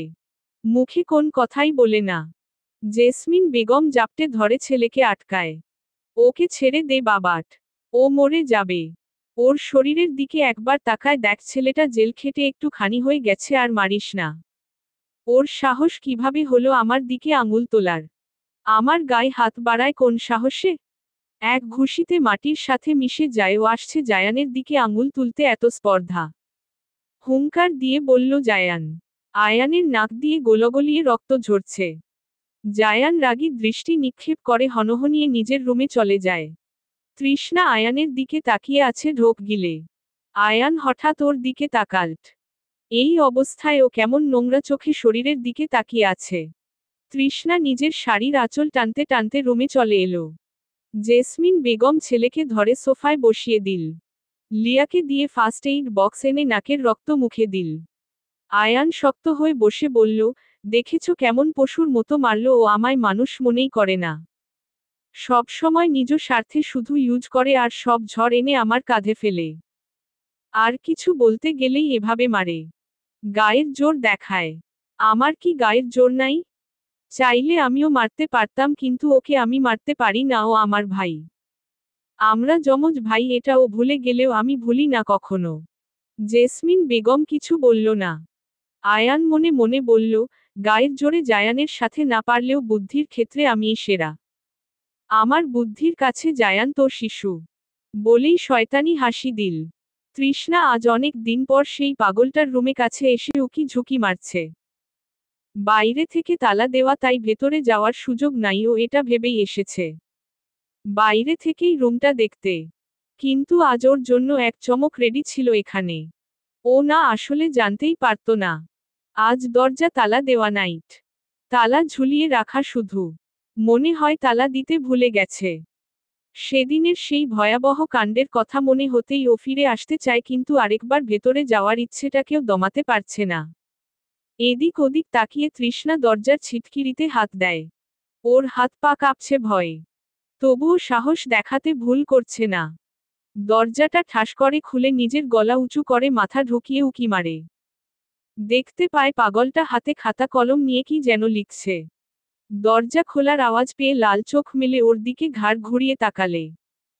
চাহনি দেখেই তৃষার হৃদস্পন্দন কেঁপে উঠল। ও তাড়াতাড়ি দরজা থেকে মাথা সরিয়ে নেয়। আর দ্রুত দরজা আটকাতে যায়। ভয়ে ওর হাত অস্বাভাবিক মাত্রায় কাঁপছে। এদিকে পাগলটা ছুটে এসে দরজার ফাঁক দিয়ে হাত ঢুকিয়ে দিয়েছে। তৃষ্ণা ভয় পিছিয়ে গেছে। দরজা না আটকে পালাতে যাবে তার আগেই পাগলটা ছুটে এসে তৃষার আঁচল টেনে ধরে। তৃষ্ণা হার্ট ফেল করবে এমন করে বুকে হাত দিয়ে থরথরিয়ে কাঁপছে। নিজেকে বকছে অনবরত, কেন আসতে গেল এই বিপদে, আজ আর রক্ষে নাই। এই পাগলের হাত থেকে তো নাই, আর জায়ান জানলে কি করবে আল্লাহ তাআলা জানেন। ওই মিষ্টি বউ আয় না আমার কাছে। তৃষ্ণা পাগলটার এত সুন্দর কথা শুনে হতবিহ্বল হয়ে গেল। বিস্মিত নয়নে ফিরে তাকালো পাগলটার দিকে। পাগলটা গোল গোল চোখ করে ওর দিকে তাকিয়ে আছে। ও চাইতেন হাসল দাঁত বের করে। তৃষার বমি আসতে চাইল। পাগলটার দাঁত কালো কুচকুচে হয়ে গেছে, কত কাল ধরে দাঁত ব্রাশ করে না যে। মুখ দিয়ে দুর্গন্ধ এসে নাকে লাগলো। ও কথা বলতে গিয়েও বলতে পারছে না। পাগলটা ওর হাত ধরে চুমু দিয়ে বলল, কি সুন্দর আমার জায়ানের বউ। পরীর মতো বউ। তৃষ্ণা বোকা চোখে তাকিয়ে আছে। আজ হিংস্রতা দেখাচ্ছে না কেন? এত সুন্দর করে কথা বলছে কেন? স্তব্ধ হয়ে চেয়ে আছে পাগলটার শান্ত চোখে দিকে। জায়ানের বউ জেনেই কি এত সোহাগ করছে? জায়ানের প্রতি এই পাগলের এত টান কেন? তৃষ্ণা ভয় কেটে গেছে। পাগলটার ভালো আচরণ পেয়ে ও কৌতূহল নিয়ে তাকিয়ে আছে। পাগলটা ওকে নিয়ে নিজের রুমে এলো। রুমের অবস্থা এত নোংরা যে ওর দম আটকে আসতে চাইল। কিন্তু তার সাথে ওর খারাপও লাগলো। ইস, কি নোংরা জায়গায় উনি থাকেন। একটু পরিষ্কার করার মানুষও নাই। আহারে, খুব মায়া লাগছে ওর। পাগলটার বিছানা পরিষ্কার ও একপাশে জড়সড় হয়ে বসল। পাগলটা মাথা চুলকে বলল, তুই তো খুব সুন্দর, ঠিক আমার মতো। বলেই খিলখিলিয়ে হাসতে লাগল। তৃষ্ণা পাগলটার হাসির শব্দ ভয়ে ঘামতে লাগল। যতই ভালো আচরণ করুক তিনি, পাগল তারে দেখে ওর ভয়টাই বেশি আসছে। তৃষ্ণা উঠে চলে আসতে যাবে, পাগলটা হাত টেনে ধরে বলল, যাইস না, আমার সাথে থাক। তোর সাথে অনেক গল্প করব। কেউ আমার কাছে থাকে না, গল্প করে না। আমার খুব কষ্ট হয়। ওই দিন তোরে মারছিলাম বলে চলে যাচ্ছিস তাই না? চোখ দিয়ে গোলগলিয়ে পাগলটার জল পড়ছে। তৃষ্ণা এমন অবস্থা দেখে নিজেও কান্না করে দিল। খুব বেশিই মায়া লাগছে পাগলটার জন্য। কি অসহায় আবদার করছে। কিন্তু কেউ চলে আসে যদি, আর এখানে ওকে দেখে নেয়, কি হবে তখন? কৃষ্ণবেণী। পর্ব ৩২। নন্দিনী নীলা। তৃষ্ণা জড়সড় হয়ে বসে আছে বিছানায়। জায়ান ওয়াশরুমে থেকে এসে আয়নার সামনে দাঁড়িয়ে চুল ঠিক করছে। তৃষ্ণা হাত মুঠো করছে তো খুলছে। জায়ান তৃষার চিন্তিত মুখে দিকে তাকিয়ে আছে। তৃষ্ণা এতটাই অন্যমনস্ক যে টেরও পায়নি জায়ান ওর দিকে তাকিয়ে আছে। জায়ান প্যান্ট শার্ট পরে রেডি হয়ে নিল বাইরে যাওয়ার জন্য। তৃষ্ণা অন্যদিন হলে জায়ান পোশাক পরিবর্তন করছে ও দৌড়ে লজ্জা বারান্দায় চলে যেত। আজ থম মেরাই বসে আছে। জায়ান ফোন পকেটে ঢুকিয়ে তৃষ্ণার সামনে এসে দাঁড়িয়ে বলল, হোয়াট হ্যাপেন্ড? তৃষ্ণা লাফিয়ে দাঁড়িয়ে পড়ল। তৃষ্ণা ঢোক গিলে ভয়ার্ত দৃষ্টিতে তাকালো জায়ানের দিকে। জায়ান তৃষার দুগালে হাত রেখে কপালে অধর ছুঁয়ে দিয়ে বলল, কি হয়েছে তোমার? তৃষ্ণা এদিক ওদিক চোখের পলক ঘুরিয়ে বলল, কিচ্ছু হয়নি তো। মিথ্যা বলবে না। অনেকক্ষণ ধরেই দেখছি অন্য মনস্ক হয়ে আছো। বলো কি হয়েছে? সত্যি কিছু হয়নি। লুকানোর চেষ্টা করছো? না, লেট হয়ে যাচ্ছে তাই ছেড়ে দিচ্ছি, রাতে এসে সব শুনবো। বলেই জায়ান তৃষ্ণাকে ছেড়ে দিয়ে বেরিয়ে গেল। তৃষ্ণা জায়ানের যাওয়ার পানে তাকিয়ে শুকনো ঢোক গিলল। পাগলের সাথে দেখা করতে গিয়েছিল, লুকিয়ে জানতে পারলে কি হবে? কি বলে সামলাবে ভাবতে পারছে না। জায়ান বাসায় এসে ওকে চেপে ধরবে জানার জন্য। তৃষ্ণা টেনশনে রান্না ঘরে এসে দেখল একটা মহিলা মাছ কাটছে। লিয়া মহিলাটাকে বলে দিচ্ছে কিভাবে কাটবে, পিস কত বড় রাখতে হবে। তৃষ্ণাকে দেখেই লিয়া বলল, বাবার বাড়ি গিয়ে কেমন লাগলো? অনেক ভালো লেগেছে। তুমি কেমন আছো? ভালোই আছি। তোমার কিছু লাগবে? চা খাবো একটু। সমস্যা নাই, একাই করতে পারবো। দাঁড়াও, আমি করে দিচ্ছি। লিয়া উঠে ভেতরে চলে গেল। তৃষ্ণা ও পেছনে পেছনে এলো। আমার একটা প্রশ্নের উত্তর দিতে পারবে? লিয়া পানি গরম দিয়ে বলল, কিসের উত্তর? তৃষ্ণা এদিক ওদিক তাকিয়ে নিচু স্বরে বলল, এই বাসায় একটা পাগল আছে বন্দি। তার সম্পর্কে কিছু জানো? লিয়া আঁতকে উঠে তাকালো তৃষার দিকে। তুমি জানলে কি করে? আমি তার সাথে কথা বলেছি আজ। তার রুমে গিয়েছিলাম। লিয়া তৃষ্ণাকে টেনে নিজের কাছে নিয়ে শরীর চেক করে বলল, বলো কি তোমায় আঘাত করেনি তো? প্রথম দিন করেছিল। আজ করেনি, উল্টো আরো আদর করেছে। লিয়া চোখ কপালে তুলে বলল, আগেও গিয়েছিলে? সেদিন উনি দেখেছিল। আজ গিয়েছি কেউ জানে না। আর যেও না। এই দেখ, আজ সকালে রুম পরিষ্কার করতে গিয়েছিলাম। আমার কি অবস্থা করেছে। লিয়া হাত দেখালো। খামুচি দিয়েছে। মাথার এক পাশ দেখালো কেটে গেছে, মনে হয় কিছু ছুঁড়ে মেরেছিল। ভয়ঙ্কর পাগল। তুমি ওখানে যাও। কেউ যাওয়ার সাহস করে না, সবাইকে আঘাত করে। কিন্তু আমি মায়ার পরেই যাই, খাবার দিয়ে আসি আর রুম পরিষ্কার করি। বাসার কেউ তার দেখভাল করে না? না। দায় পড়ে রেখেছে, না হলে বাসায়ও রাখত না। এই বাসার সাথে ওনার সম্পর্ক কি? লিয়া চায়ের কাপ তৃষার হাতে দিয়ে বলল, ধরো তোমার চা। আর ওই রুমে যেও না, পাগলের মতিগতি জানি না। বড় কোন আঘাত করে বসলে কি হবে ভাবো। আর তুমি ওখানে যাও, এটা জেসমিন ম্যাডাম জানলে সর্বনাশ হবে। আর কিছু জিজ্ঞেস করো না। লিয়া কাজে লেগে পড়ল। পাগল হয়েছে বলেই এত দায়সারা ভাব সবাই তার প্রতি। যখন সুস্থ ছিল তখন নিশ্চয়ই সবাই মাথায় করে রাখত, কিন্তু এখন অজান্তেই তৃষার চোখ ছলছল করে উঠল। ভাবি, কাঁদছ কেন? উর্মি ওদের বেডরুমে বসে আছে। তুমি? তোমার জন্য অপেক্ষা করছিলাম। কি হয়েছে তোমার? মুখটা শুকিয়ে গেছে যেন। কিছু হয়নি। সত্যি? হুম। রাতে জায়ান বাসায় ফিরল না। তৃষ্ণা হাঁসফাঁস করছিল, কি উত্তর দিবে সেসব ভেবে। মাঝরাত অবধি জেগেছিল, এরপর তন্দ্রা লেগে গেছে। সকালে জাগ্রত হয়ে দেখে জায়ান আসে নাই। বিছানা ফাঁকা ও একাই রুমে। ও ভয়ে ছিল, কিন্তু তাই বলে লোকটা বাড়ি আসবে না? কোন বিপদ হলো না তো? আগে ওর এমন হতো না, এখন একটুতেই অনেক বেশি চিন্তা হয়। এটাই বুঝি ভালোবাসা? সব সময় মানুষটাকে মনে পড়ে, একটুতেই বিপদ আপদে কথা ভেবে মন উদাস হয়ে ওঠে। জায়ান বাসায় ফিরল 11টার দিকে। তৃষ্ণা রুমে থেকেই বের হয়নি। ফ্রেশ হয়ে বেলকনিতেই চুপ করে বসেছিল। বই নিয়ে পড়ছিল। খাওয়ার জন্য ডাকা হয়েছিল, ও খায়নি। জায়ান এসে তৃষ্ণাকে বেকনিতে বসে পড়তে দেখে অবাক হয়। বাহ, আমার বউটা এত ভালো হলো কি করে? একাই পড়তে বসেছে। তৃষ্ণা জায়ানের আওয়াজ পেয়েই বই রেখে দৌড়ে জায়ানকে জড়িয়ে ধরে বুকে মুখ গুজে দিল। জায়ান তৃষার মাথায় হাত রেখে বলল, কি হয়েছে, কাঁদছ কেন?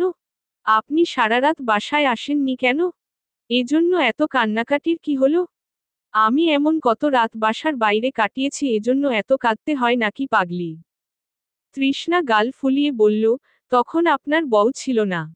এখন আপনার বউ আছে, সে আপনার জন্য অপেক্ষা করে। আপনি না আসলে কষ্ট পায়। ওরে বাবা, তাই? এখন থেকে কথাগুলো মাথায় থাকবে মহারানী। আপনার হাজবেন্ড আর কখনো এমন ভুল করবে না। মনে থাকে যেন। থাকবে যান। জায়ান শাওয়ার নিতে ওয়াশরুমে চলে গেল। তৃষ্ণা ভাবছে জায়ান কিছু জিজ্ঞেস করল না। ভুলে গেল নাকি ক্লান্ত বলে এড়িয়ে গেল। তৃষ্ণা শুধু টেনশনে ছিল, এই বুঝি জিজ্ঞেস করে বসবে। তখন কি বলবে, টেনশন করছিল। জায়ান গোসল শেষ করে এসেই বলল, তৃষ্ণা দ্রুত খাবার নিয়ে আসো, প্রচুর পরিমাণে খিদে পেয়েছে। তুমি খেয়েছো? না, আপনার অপেক্ষায় থাকতে থাকতে লাঞ্চের সময় হয়ে গেল। আমার জন্য অভুক্ত রিলে। হুম। আচ্ছা যাও, দুজনের খাবার দিয়ে যেতে বলে লিয়াকে। লিয়া দুজনের খাবার দিয়ে গেল। জায়ান তৃষ্ণাকে নিজের হাতে খেতে দিল না। খাইয়ে দিল।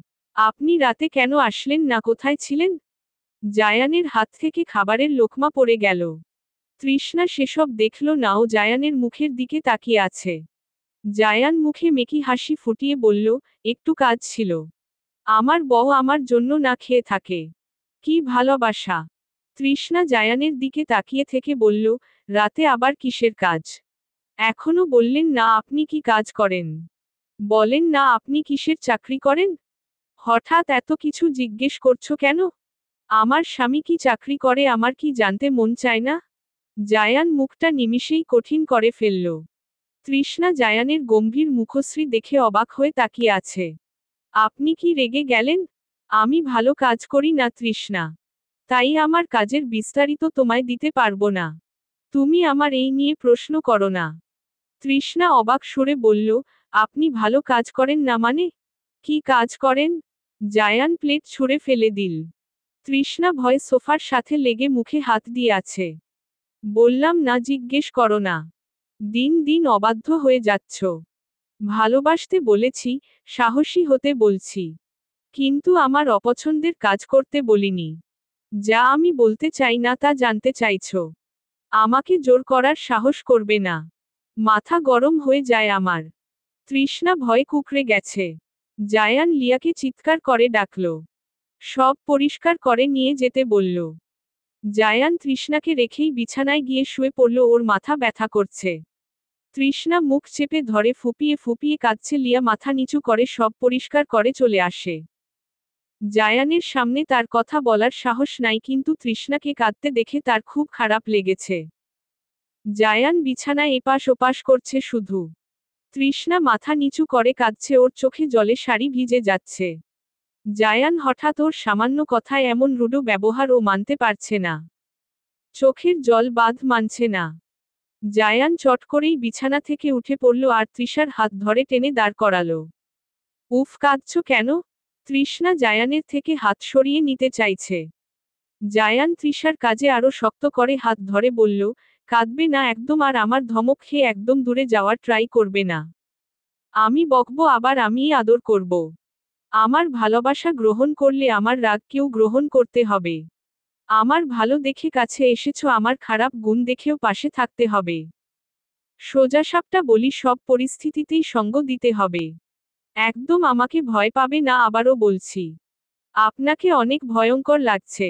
আপনি এত রাগ দেখাচ্ছেন কেন? আর আমার কথার অবাধ্য হবে না। যেটা না বলবো সেটা না। তাহলেই রাগ দেখবে না। কৃষ্ণবেণী। পর্ব 33-1। নন্দিনী নীলা। বাসার একমাত্র মেয়ের বিয়ে। আত্মীয় স্বজন দিয়ে বাসা ভরপুর। বাগানে বিশাল প্যান্ডেল সাজানো হচ্ছে। এত আত্মীয় স্বজন আসছে যে কাউকেই তৃষ্ণা চিনেই না। সবার অপরিচিত মুখ। অদ্ভুত ভাবে তৃষ্ণাকে সবাই চিনে। তৃষ্ণাকে সবাই জায়ানের বউ বলে ডাকে। উর্মির নানু আসছে, বয়স্ক মহিলা, তিনি সারাদিন নাতবু নাতবু বলে ডাকাডাকি করেন তৃষ্ণাকে। আগামীকাল উর্মির গায়ে হলুদ। আজকেই যেন বিয়ে বাড়ি, এত আত্মীয় স্বজন বাসায় এসেছে। তৃষার ভালোই লাগছে এত মানুষের মাঝেট। কার সাথে কি সম্পর্ক জানার জন্য ও এগিয়ে এগিয়ে থাকে। সবাই নিজ থেকেই তৃষ্ণাকে পরিচয় দিয়ে যায়। তাদের প্রথম কথাই থাকে, এই তো আমাদের জায়ানের বউ। আমি তোমার খালা শাশুড়ি। এভাবে কে কি লাগে পরিচয় দেয়। ভালোই হয়েছে, না হলে তো ও চিনতই না। তৃষ্ণা একটু পরপর দরজার কাছে গিয়ে দাঁড়াচ্ছে কারো অপেক্ষায়। আজ বকুলের আসার কথা। সাথে ভাই ও ভাবিকেও বলা হয়েছে, তারা শহরেই আছে, কাল আসবে বলেছে। আব্বা মা আসবে না বাড়ি খালি রেখে। তৃষ্ণাকে হঠাৎ ডাকলো একজন মহিলা, এটা হচ্ছে জায়ানের ফুপিট। তার হাতে খাবারের প্লেট। তৃষ্ণা কাচুমাচু মুখ করে এগিয়ে গেল। এই মহিলা ওকে একটুও পছন্দ করে না। আজ হঠাৎ ডাকছে কেন? আগেও তিনি এই বাসায় এসেছে তার দুজন যমজ ছেলে মেয়ে নিয়ে। তখনও তিনি ওকে এড়িয়ে যেত আর কেমন অদ্ভুত নজরে ওর দিকে তাকাতো। তৃষ্ণা তার কাছে এসে দাঁড়িয়ে তাকিয়ে আছে, শোনার জন্য কি বলতে ডাকলো। তার হাতের খাবারের প্লেট তৃষার হাতে দিয়ে বললেন তার ছেলেকে খাইয়ে দিতে। তৃষ্ণা হ্যাঁ না কিছুই বলতে পারল না।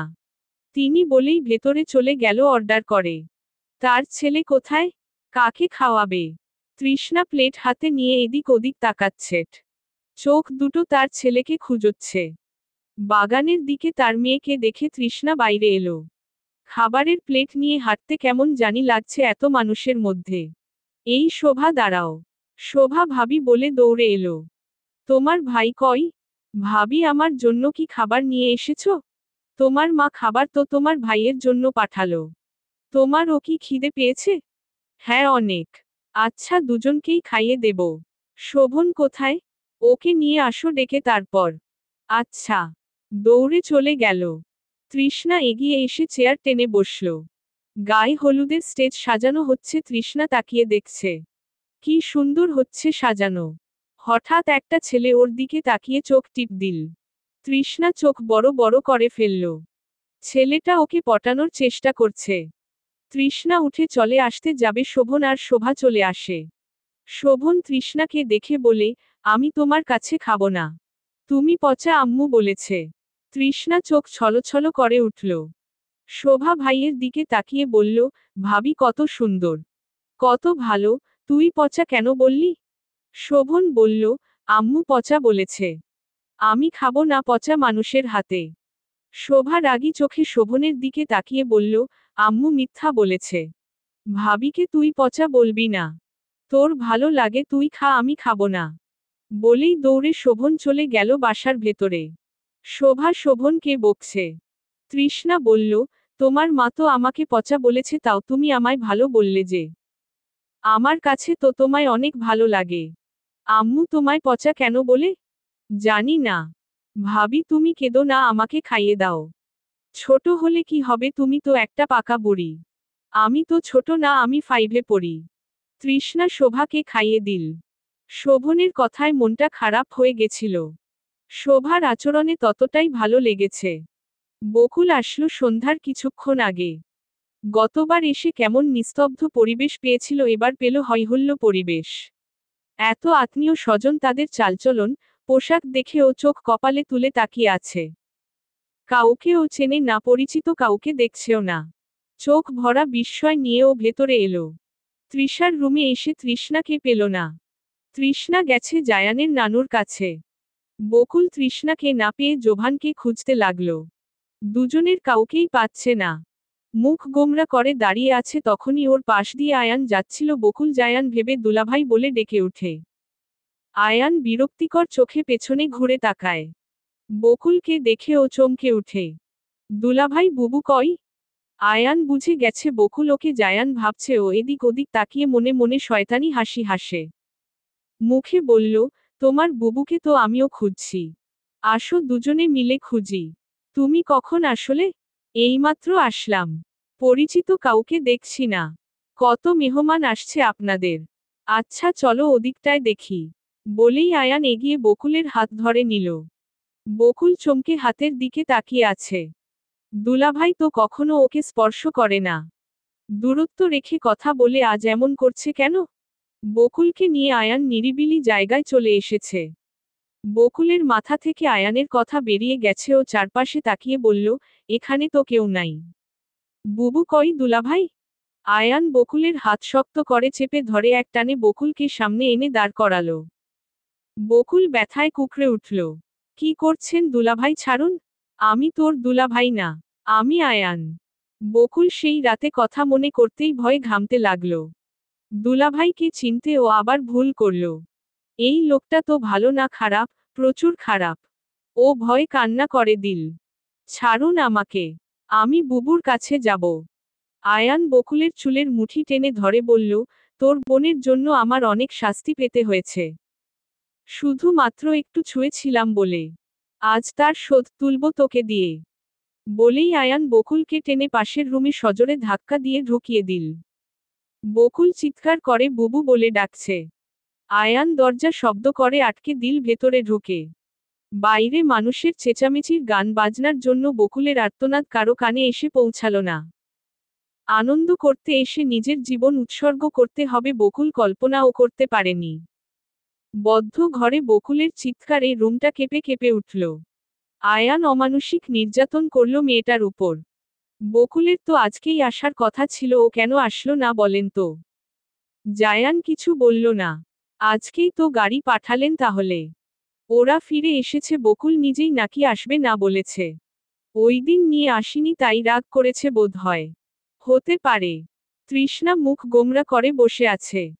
বোনের জন্য ওর অন্তর জ্বলে যাচ্ছে। কত অভিমান করেছে বোনটা। চাইলে তো ও এখন যে রাগ ভাঙাতে পারবে না। জায়ান তৃষার গালে হাত রেখে বলল, মন খারাপের করো না। আমার কষ্ট হচ্ছে। বকুল রাগ করেছে আমার উপর। এখন তো নিয়েও যেতে পারবো না এই পরিস্থিতিতে। হ্যাঁ, কিন্তু ওর এত অভিমান মানতে পারছি না। ও তো এখানে আসার জন্য পাগল, আর আজ সুযোগ পেয়েও আসলো না কেন? জায়ান তৃষার হাতের উল্টো পিঠে চুমু খেয়ে বলল, উফ জান, একটু হাসো তো। তৃষ্ণা অবাক গলায় বলল, এখন আমার মন খারাপ। আমি বোনের জন্য কষ্ট পাচ্ছি, আপনি হাসতে বলছেন? জায়ান বলল, হ্যাঁ হাসতে বলছি। বিকজ তোমার মুখ মলিন থাকলে আমার বুকে ব্যথা করে। আজ অনেক দৌড়াদৌড়ি করতে হয়েছে। ক্লান্ত লাগছে, মাথা ব্যথা করছে। এই অবস্থায় তোমার মুখটা এমন দেখলে আমার কষ্ট হয়। দিন শেষে আমি তোমার মুখে হাসি দেখতে চাই। যেই হাসি আমার সমস্ত ক্লান্ত দূর করে দিবে। তাই আমার সামনে মুখ গোমরা করে থাকবে না। তোমার মুখের হাসি আমার সুখের উপায়। তৃষ্ণা জোর করে মলিন মুখে হাসি টেনে বলল, আপনার জন্য আমি সব করতে পারি। আপনি আমার ভালো থাকার কারণ। আমার একমাত্র ভরসাস্থল। তুমি টেনশন করো না। শালিকার রাগ ভাঙাতে বিয়ে শেষ হোক, গ্রামে যাব আমরা। তৃষ্ণা উত্তেজিত গলায় বলল, সত্যি? ইয়েস মহারানী। তৃষার ভাই ভাবি হলুদের দিন আসবে বলেও আসলো না। তৃষ্ণা সবার এমন কাজে স্তব্ধ হয়ে গেল। বিয়ের আনন্দ করছে সবাই, তৃষার মনটা বিষণ্ণতা ভরা। ভাবি আসবো? জোভান নক করল দরজায়। তৃষ্ণা উঠে দাঁড়িয়ে আসার অনুমতি দিল। ভাবি, তোমার বাবা বাড়ি থেকে কেউ আসলো না? না, আসলো না তো। বকুল রাগ করে আসলো না। আর ভাই ভাবি রাজি হয়ে ও আসলো না কেন জানি না। বকুল রাগ করেছে কেন? আমরা গ্রামে গিয়েছিলাম, তখন আসার জন্য অনেক জোরাজুরি করছিল। কাজ ছিল বাড়ি, তাই আনিনি। সেই অভিমান এখনো পুষিয়ে রেখেছে। ভাবি, আমি কি একবার যাব? না না, তার দরকার নাই। উনি বলেছেন, বিয়ের ঝামেলা মিটে গেলে আমায় নিয়ে গ্রামে যাবে। আমি যাই না ভাবি। না ভাই। আচ্ছা, তোমাদের সাথে আমাকেও নিও। এখন বোনের বিয়ে, তাই তোমার কথা মেনে নিলাম। গায়ে হলুদের অনুষ্ঠান চলছে, সবাই একে একে হলুদ ছুঁয়ে দিচ্ছে উর্মিকে। উর্মিকে আজ হলুদ পরি লাগছে একদম। তৃষ্ণা মুগ্ধ হয়ে তাকিয়ে আছে। তৃষ্ণা একটা হলুদ লেহেঙ্গা পরেছে। এই ড্রেসটা পছন্দ করেছে জায়ান। জায়ান আর তৃষ্ণা একসাথে উর্মিকে হলুদ ছুঁয়ে দেয়। উর্মি তৃষ্ণাকে টেনে নিজের পাশে বসিয়ে দিল। জায়ান এত মানুষের মাঝে তৃষ্ণাকে বসিয়ে রাখতে চাইছিল না, কিন্তু বোনের জন্য রাজি হল। তৃষ্ণা উর্মির পাশে বসে আছে। বরপক্ষের লোকজন মজা করে উর্মির সাথে তৃষ্ণাকেও হলুদ দিতে চাইছে, মজা করে মিষ্টি খাওয়াতে চাইছে। তৃষ্ণা না না করে পিছিয়ে যাচ্ছে শুধু। মেয়েরা করেছে সেটা মানা যায়। হঠাৎ আরিফের এক ফ্রেন্ড উর্মিকে হলুদ দিতে হাত এগিয়ে নেয়। তার ঠোঁটে দুষ্টু হাসি। সে নিচু স্বরে বলে উঠে তৃষার দিকে তাকিয়ে, আপনাকে কেউ দিতে পারে নাই হলুদ, তাই খুব খুশি হচ্ছেন তাই না বেআইন? এই দেখেন, আমি দিয়ে দিলাম। তৃষ্ণা চোখ ছোট ছোট করে তাকিয়ে আছে। কিছু বুঝে ওঠার আগেই উর্মির দিকে বাড়ানো হাত ফট করেই তৃষার গালে ছুঁয়ে হলুদ লাগিয়ে দেয়। তৃষ্ণা হতভম্ব হয়ে দাঁড়িয়ে পড়েছে। উর্মি নিজেও চমকে উঠেছে, ওর ভাই কেমন ও জানে। এদিকে স্টেজে তৃষ্ণাকে রেখে জায়ান নিচে থেকে লক্ষ্য রাখছিল সবকিছু, হঠাৎ করে এই কাণ্ড দেখে ও হাত মুষ্টিবদ্ধ হয়ে ওঠে। রাগে ওর কপালের রগ ফুলে উঠে সঙ্গে সঙ্গে। তৃষ্ণা গালে হাত রেখে মুছতে মুছতে নেমে আসে। অন্য পর পুরুষ ওর গালে হলুদ লাগিয়েছে, এতে ওর নিজেরই রাগ লাগছে। কেমন বেয়াদব ছেলে! কেমন করে উর্মি আপুর জায়গায় আমায় হলুদ লাগিয়ে দিল। বিড়বিড় করছে তৃষ্ণা। আমার ভাবিকে হলুদ দিলেন কেন? কাজটা ঠিক করেননি। বলেন কি? আপনার ভাবি? হ্যাঁ, আমার ভাবি। আমার ভাই এসব পছন্দ করে না। এমন মজা আর করবেন না। উনি বিবাহিত দেখে মনেই হয় না। সরি, আমি ভেবেছি অবিবাহিত, তাই একটু মজা করছিলাম। It's okay. আর এমন না জেনে মজা করতে যাবেন না। উর্মিকে হলুদ লাগিয়ে ছেলেটা নিচে নেমে এলো। ঝড়ের গতিতে জায়ান ছেলেটার সামনে এসে দাঁড়ায়। আচমকা কাউকে সামনে এসে দাঁড়াতে দেখে ছেলেটা পিছিয়ে গিয়ে বলল, আরে ভাই, চোখে দেখেন না, সামনে এসে দাঁড়ান কেন? কৃষ্ণবেণী। পর্ব 33-2। নন্দিনী নীলা। তৃষ্ণা ভেতরে গিয়ে গাল থেকে হলুদ মুছে নিল। রাগ হচ্ছে ওর, কিন্তু দেখাতে পারছে না। আয়নায় দাঁড়িয়ে দেখল মেকআপ উঠে গেছে। ও অপর গাল থেকে ও মুছে নিল। তারপর বেরিয়ে এলো রুম থেকে। বাসা এখন ফাঁকা মোটামুটি। হইচি হচ্ছে বাগানেট। এদিকে ছোট বাচ্চারা খেলাধুলা করছে। তৃষ্ণা সিঁড়ি দিয়ে নামছে, হঠাৎ পেছনে থেকে দৌড় আর চিৎকারের আওয়াজ শুনে তৃষ্ণা ঘাবড়ে যায়। চমকে পেছনে তাকাতে যাবে কেউ ঝড়ের গতিতে দৌড়ে আসে। এলোমেলো পা ফেলে সিঁড়ির ধাপ পেরিয়ে যায়। তার শরীরের সাথে ধাক্কা খেয়ে তৃষ্ণা মেঝেতে পড়ে যায়। তৃষ্ণা মেঝেতে বসে হতবিহ্বল চোখে তাকায় সামনে। বিস্মিত স্বরে বিড়বিড় করে, হায় আল্লাহ, এই পাগলটা বাইরে আসলো কি করে? তৃষ্ণা সিঁড়ির হ্যান্ডেল ধরে উঠে দাঁড়ায়। বাচ্চাগুলো ও ভয়ার্ত তাকিয়ে আছে। উনার পরনে একটা ম্যাক্সি আর গায়ে কোন ওড়না নাই। চুলগুলো জট হয়ে এলোমেলো হয়ে মুখ অর্ধেক ডেকে আছে। এই চুল কত বছর ধরে আঁচড়ানো হয় না কে জানে। তৃষ্ণা পাগলকে থামাতে যাবে, এদিকে পাগল চিল্লাচিল্লি করে বাসার বাইরে চলে গেল। গার্ড আটকাতে গেলে কামড় খামচে দেয়। তাই তারা এগিয়ে আসতে পারছে না। কারণ তারা আঘাত করতে পারবে না। এদিকে পাগলের কামড় খামচি খেতেও কেউ চায় না। তৃষ্ণা লেহেঙ্গার ওড়না ঠিক করে কাঁধে হাত চেপে বাইরে আসে। ধাক্কা খেয়ে পড়ে কাঁধে ব্যথা পেয়েছে। তাই হাত দিয়ে আলতো চাপ দিয়ে ব্যথা কমানোর চেষ্টা করছে। এদিকে বাইরে এসে আরো বিচ্ছিরি অবস্থা। পাগলটা সবাইকেই নাজেহাল করে ছাড়ছে। জায়ান আশেপাশে নাই। সব আত্মীয় স্বজন তামাশা দেখছে। গার্ডরা তাকে ভেতরে নেওয়ার জন্য টানাটানি করছে। কাজের মহিলারা এগিয়ে এসে ধরলেই তাদের চুল টেনে দিচ্ছে। ভয়ে তারা দূরে সরে যাচ্ছে। তৃষ্ণা উর্মির কাছে গিয়ে দাঁড়ায়। উর্মি ভয়ে তৃষার হাত চেপে ধরে বলল, ভাবি ভাইয়া কোথায়? জানি না। ভাইয়াকে খোঁজ প্লিজ, না হলে অনেক ঝামেলা হয়ে যাবে। তুমি ভয় পেও না, আমি দেখছি। তৃষ্ণা নেমে আসে, এদিকে পাগলটা দৌড়ে স্টেজে উঠে যায়। উর্মি ভয়ে ছুটে নেমে আসে। পাগলটা মিষ্টি খেতে লাগে, টপ টপ করে। খুব মজা করে খাচ্ছে। মনে হচ্ছে কতদিনের খাওয়ার শখ আজ মিটল। জায়ান কোথাও নাই, লোকটা হঠাৎ কোথায় হাওয়া হয়ে গেল? কোমরে হাত রেখে এদিক ওদিক তাকাচ্ছে। তখনই একটা হাত টেনে তৃষ্ণাকে বাগানের একটা স্টোর রুমে নিয়ে আসে আর পেছনে থেকে কোমর জড়িয়ে ধরে। কি মিসেস, আমাকে খুঁজোচ্ছ? কানের কাছে জায়ানের ফিসফিসানি জড়ানো কণ্ঠ আসে। এখানে কি করছেন আপনি? ওইদিকে কি হচ্ছে জানেন? শুধু জানি নাকি লাইভও দেখছি। মানে? তুমিও দেখ। জায়ান তৃষ্ণাকে জানালা দিয়ে দেখায় পাগলটা হলুদের বাটি নিয়ে সবার গায়ে ছিটিয়ে দিচ্ছে, সবাই দৌড়ে পালাচ্ছে। সব দেখেও আপনি এখানে শান্ত হয়ে আছেন? তাকে থামাবেন না? না। আজ উর্মির গায়ে হলুদ সব নষ্ট করে দিচ্ছে, সবাই ভয় পাচ্ছে। তো আমার কি? তৃষ্ণা জায়ানের হাত পেট থেকে সরিয়ে ওর দিকে ঘুরে বলল, পাগলটা শুধু আপনার কথা শুনে কেন? তাকেই জিজ্ঞেস কর। পাগলটা আপনার কি হয়? না মানে আমার কি হয় জানি না তো, তাই জানতে ইচ্ছে করছে। তোমার হাজব্যান্ডের গর্ভধারণী মা। তৃষ্ণা হতবিহ্বল চোখে তাকিয়ে আছে। ও স্তব্ধ হয়ে গেছে। এই পাগলটা জায়ানের মা হতে পারে ও কল্পনাতেও ভাবেনি। জায়ানের দৃষ্টি স্বাভাবিক। ভাবলেশীন ভাবে উত্তর দিল। এদিকে তৃষার অবস্থা করুণ। ও নির্বাক হয়ে গেছে, কথা বলতে পারছে না। পাগল বলে সম্বোধন করত সব সময়, আর সেই ব্যক্তি কিনা ওর স্বামীর মা, ওর শাশুড়ি, ও লজ্জা মাথা নিচু করে ফেলল। মাথার মধ্যে এখন হাজারো প্রশ্ন ঘুরপাক খাচ্ছে। কিন্তু প্রশ্নগুলো করতে পারছে না। করলেও উত্তরও পাবে না। কিন্তু খুব যে জানতে ইচ্ছে করছে। জায়ানের মা পাগলটা হলে জেসমিন মাকে? সে তো জায়ানকে পাগলের মতো ভালোবাসে, মা ডাক শুনতে ছটফট করে। সৎ মা এত ভালো হয়? ভুলেও তাকে আমার সৎ মা মনে হয়নি। এখনো বিশ্বাস করতে কষ্ট হচ্ছে। এই পাগলটা মা হলে সে তো সৎ মাই হয়। সব ওর মাথার উপর দিয়ে যাচ্ছে। জায়ান হঠাৎ তৃষ্ণাকে পাঁজকোলে তুলে নিল।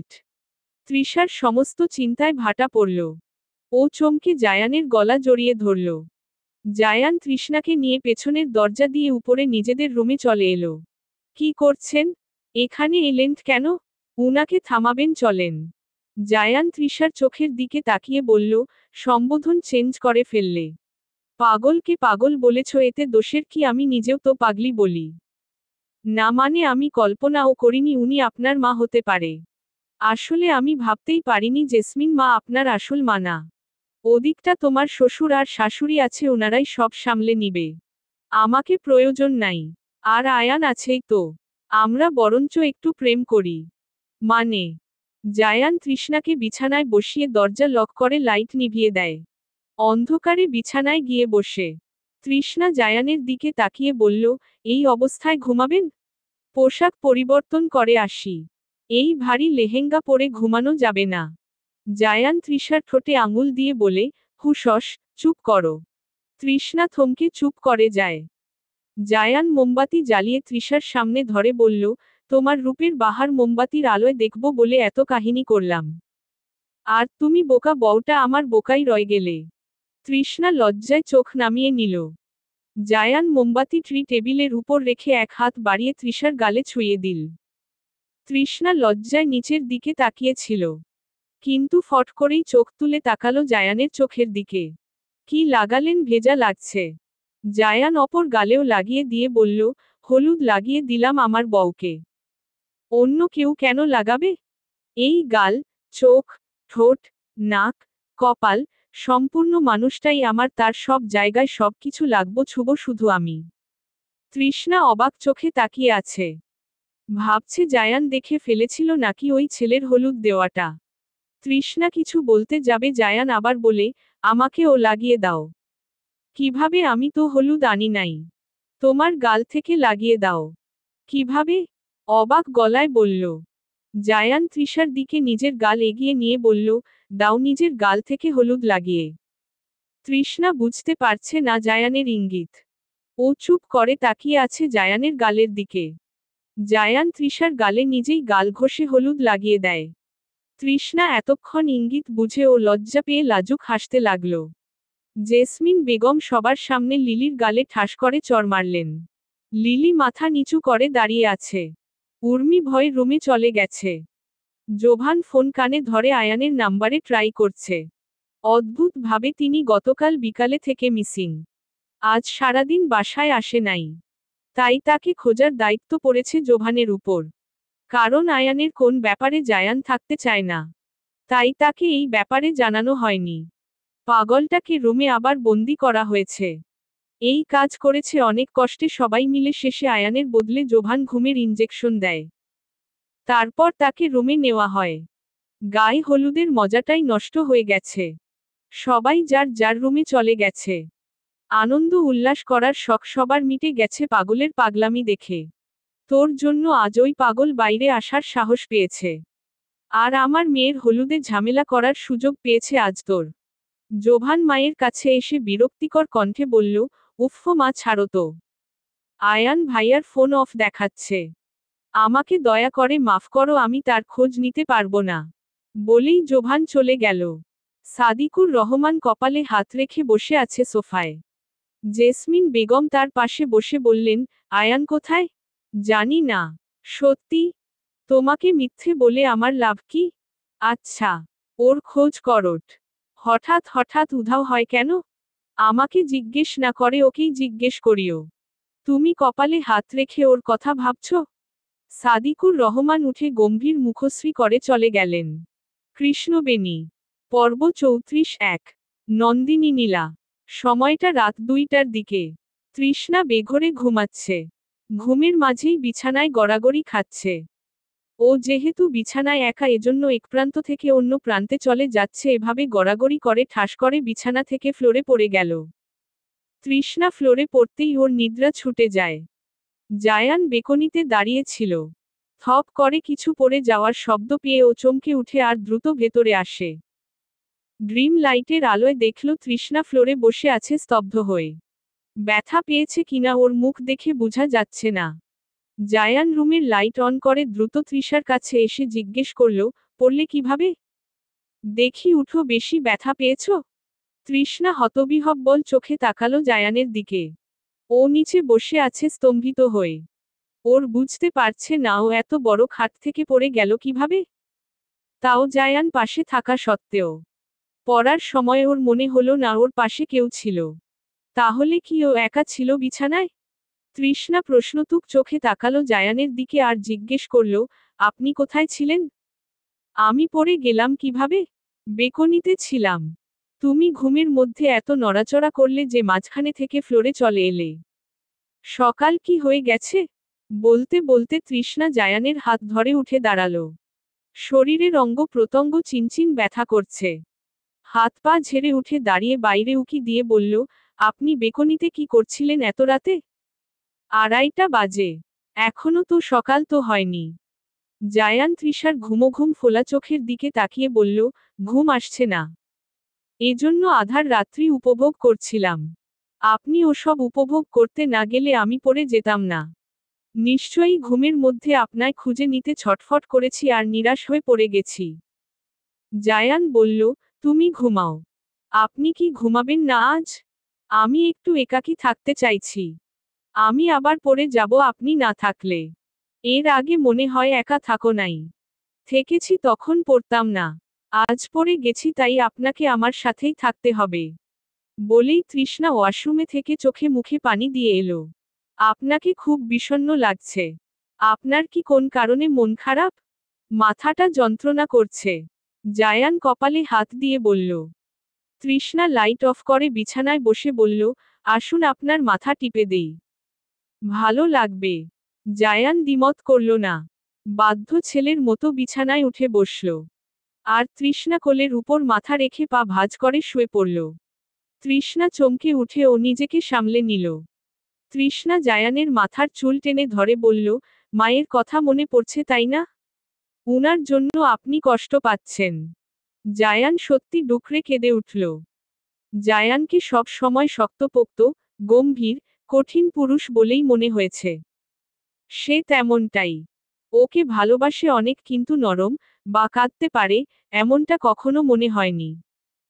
সব সময় যে মানুষটাকে শক্ত বলে মনে হয়েছে আজ তাকে এভাবে কাঁদতে দেখে ওর বুকের ভেতরটা ধক করে উঠল।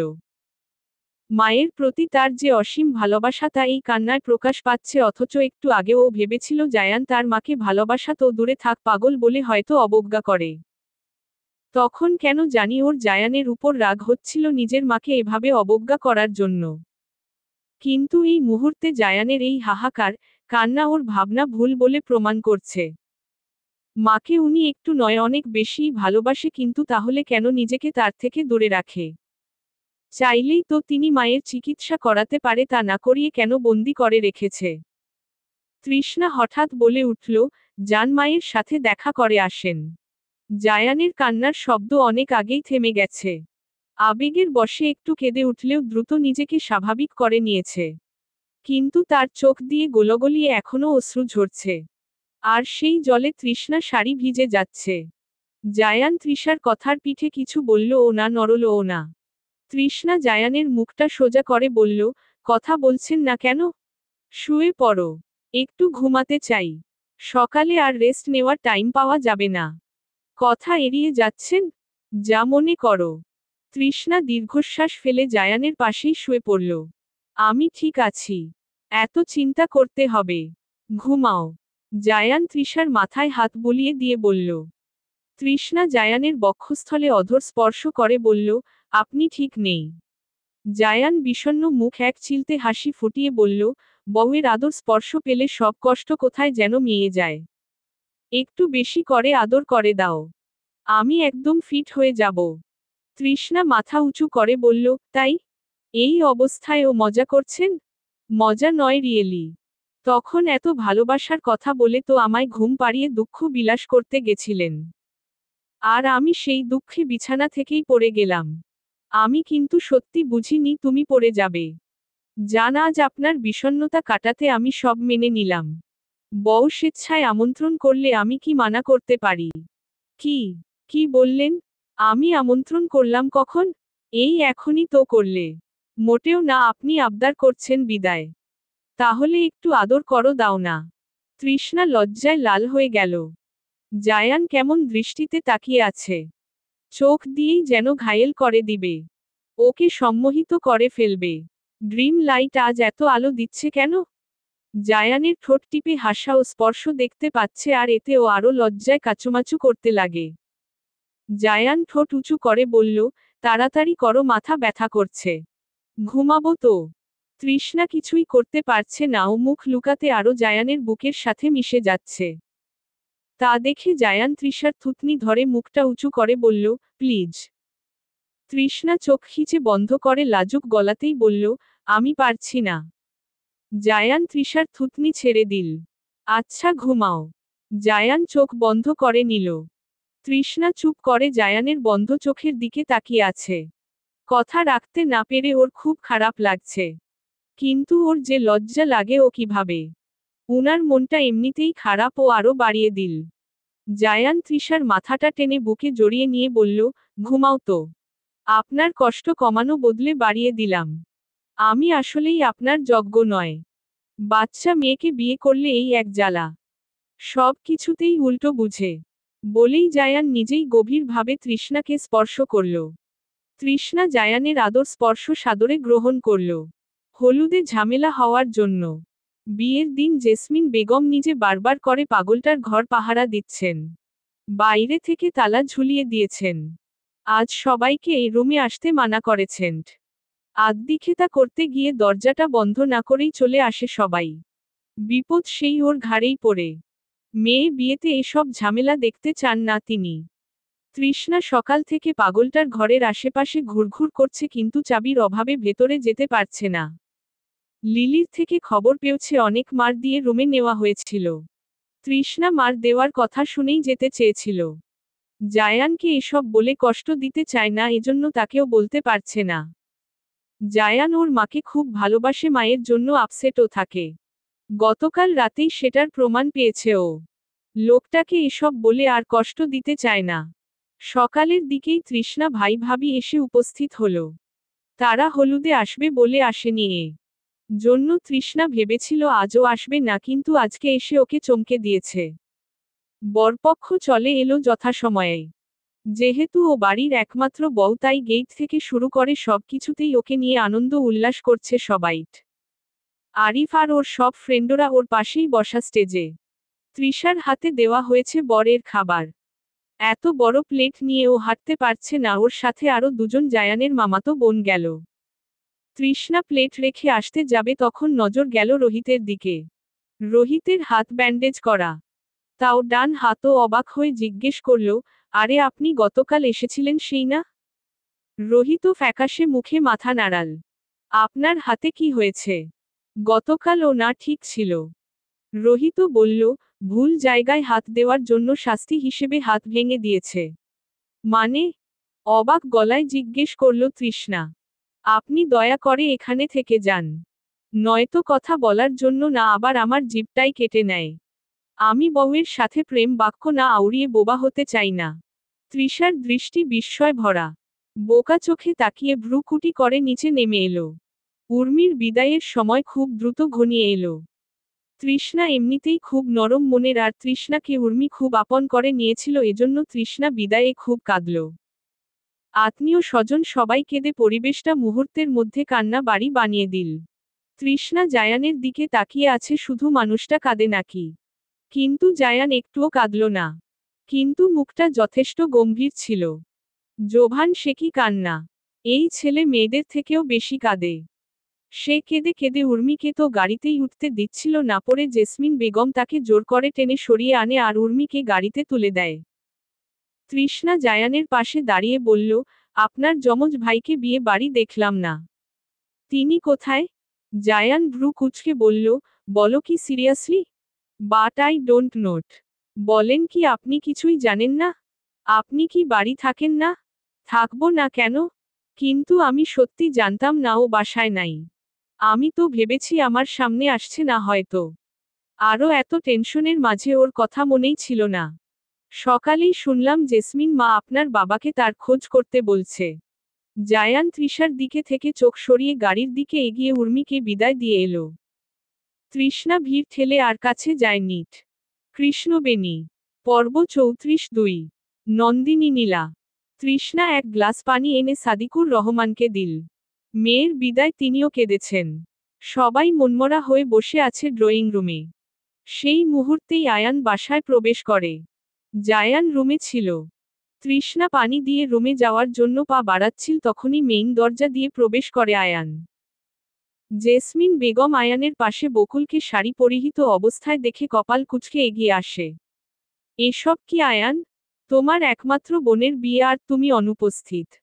এত কল করলাম ফোনটা অবধি অফ করে রেখেছ। বোনের বিদায় এ পর্যন্ত উপস্থিত হলে না কেমন ভাই তুমি? তিনি বকুলকে অসম্পূর্ণ অগ্রাহ্য করে আয়ানকে প্রশ্ন করল। তৃষ্ণা তাদের কথা শুনে থেমে গেছে। আয়ানের উত্তর শুনতাই দাঁড়িয়ে পড়েছে। মা, আমি দরকারি কাছে বিজি ছিলাম। জেসমিন বেগম এবার বকুলের দিকে তাকিয়ে বলল, কি এমন তোমার দরকারি কাজ? কেমন কাজ করতে যাও জানা আছে? এই মেয়ে তোমার সাথে কেন? আঙুল উঠিয়ে বলল। তৃষার দৃষ্টি বিস্ময় ভরা, হতবিহ্বল চোখে তাকিয়ে আছে। ও দাঁড়িয়ে আছে জেসমিন বেগমের পেছনে। ওর দৃষ্টি বকুলের মাথা নিচু করে থাকা ছোট মলিন মুখশ্রীর দিকে। তার থেকে ও বড় শক খেয়েছে আয়ান বকুলের হাত ধরে আছে দেখে। বড় বড় চোখ করে বিস্মিত নয়নে তাকিয়ে আছে হাতের দিকে। আয়ান বকুলের ছোট হাত জোড়া নিজের হাতের মুঠোয় বন্দি করে রেখেছে। ও যে কিছু জিজ্ঞেস করবে তার ভাষাও হারিয়ে ফেলেছে। কথাই বলতে পারছে না। কি হলো, উত্তর দিচ্ছ না কেন? আয়ান মাথা নিচু করে বলল, আমি বকুলকে বিয়ে করেছি। ও আট! জেসমিন বেগম চেঁচিয়ে উঠল। তৃষ্ণা দুপা পিছিয়ে গেল। চোখে জল ছলছল করছে। বকুলের চোখ বেয়ে গোলগলিয়ে অশ্রু ঝরছে। বাইরের চেঁচামেচির শুনে জায়ান নিচে নেমে আসে। তৃষার শরীর অসাড় হয়ে আসছে। এত বড় শখ ও নিতে পারছে না। ও পড়ে যেতে নেয়, জায়ান ছুটে এসে ওকে ধরে ফেলে। তৃষ্ণা অজ্ঞান হয়ে গেছে। বকুল আয়ানের থেকে হাত ছাড়াতে মুচড়ামুচড়ি করছে। ছাড়ুন আমার হাত, বুবুর কাছে যাব। চুপচাপ দাঁড়িয়ে থাক, নচেত ফলাফল ভালো হবে না। বকুল অসহায় চোখে তৃষার দিকে তাকিয়ে আছে। জায়ান তৃষ্ণাকে এক হাতে আগলে দাঁড়িয়ে আছে। দুনিয়ায় এত মেয়ে থাকতে তোর আমার শালিকাকেই বিয়ে করতে হলো? ইটস মাই মেটার। তোর বিয়ের সময় আমি যখন কোন বাধা সৃষ্টি করি নাই। তুইও এখানে বাড়তি কথা বলবি না। বাসার সমস্ত আত্মীয় স্বজন দরজার কাছে এসে ভিড় করেছে। কাহিনী বুঝার জন্য সবাই নিশ্চুপ চেয়ে আছে। সবাই ফিসফিস করে হাসাহাসি করছে। জায়ান তৃষ্ণাকে পাঁচকোলে তুলে বেডরুমে এসে বিছানায় শুইয়ে দিয়ে এলো।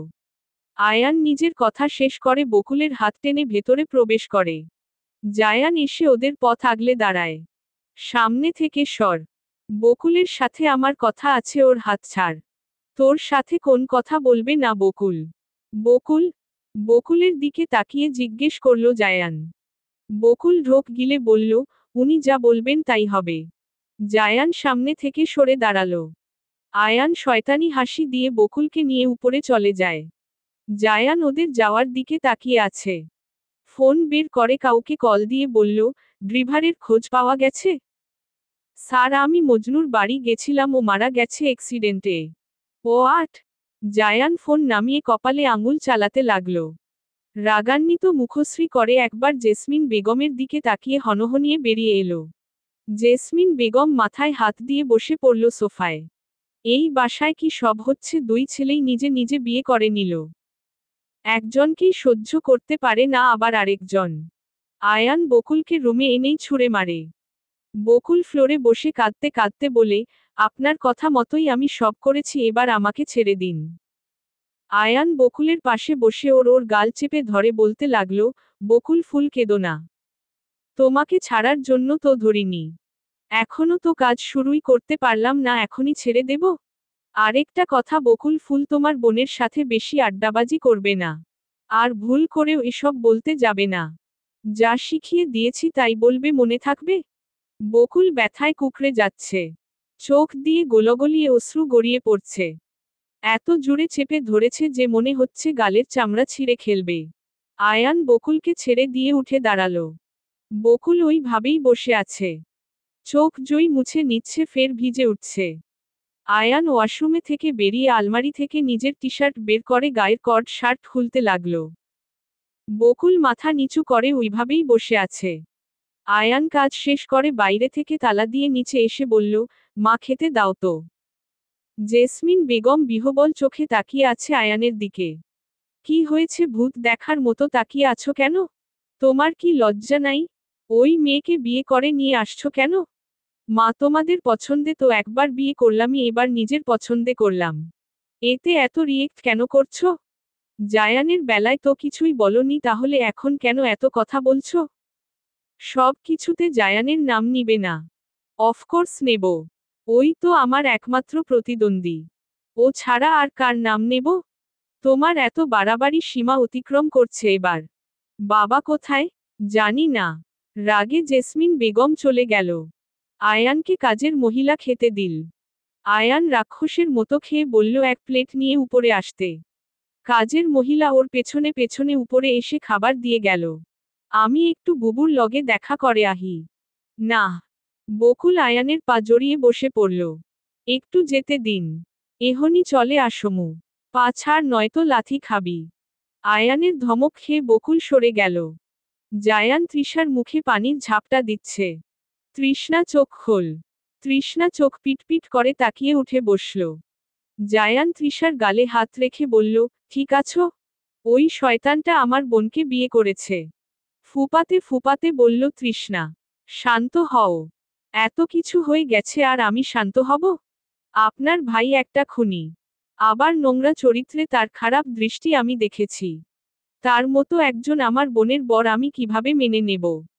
এসব কিভাবে হলো? আমার পাগল পাগল লাগছে। আপনার ভাই কেন আমার বোনের সর্বনাশ করল? বলেই তৃষ্ণা ঠুকরে কেঁদে উঠল। উফফো, কেঁদো না তো। কেঁদে তুমি কিছু সমাধান করতে পারবে? পারলে নিজের বোনকে আমার কাছে নিয়ে আসো, ওর সাথে আমার কথা আছে। কোথায় বকুল? আয়ানের রুমে হয়তোট। তৃষ্ণা লাফ দিয়ে বিছানায় থেকে নেমে এলো। বকুলকে খেতে দিয়েছে। আয়ানের ধমক খেয়ে বকুল খাবারে কেবল হাত দিবে। তখনই তৃষ্ণা ছুটে এসে বকুলের হাত ধরে টেনে দাঁড় করিয়ে দিল। আমার সাথে আয়। আয়ান আটকাতে যেও পারল না। তৃষ্ণা অগ্নি দৃষ্টি নিক্ষেপ করে তাকিয়েছিল। বকুলকে টেনে নিজের রুমে নিয়ে এলো।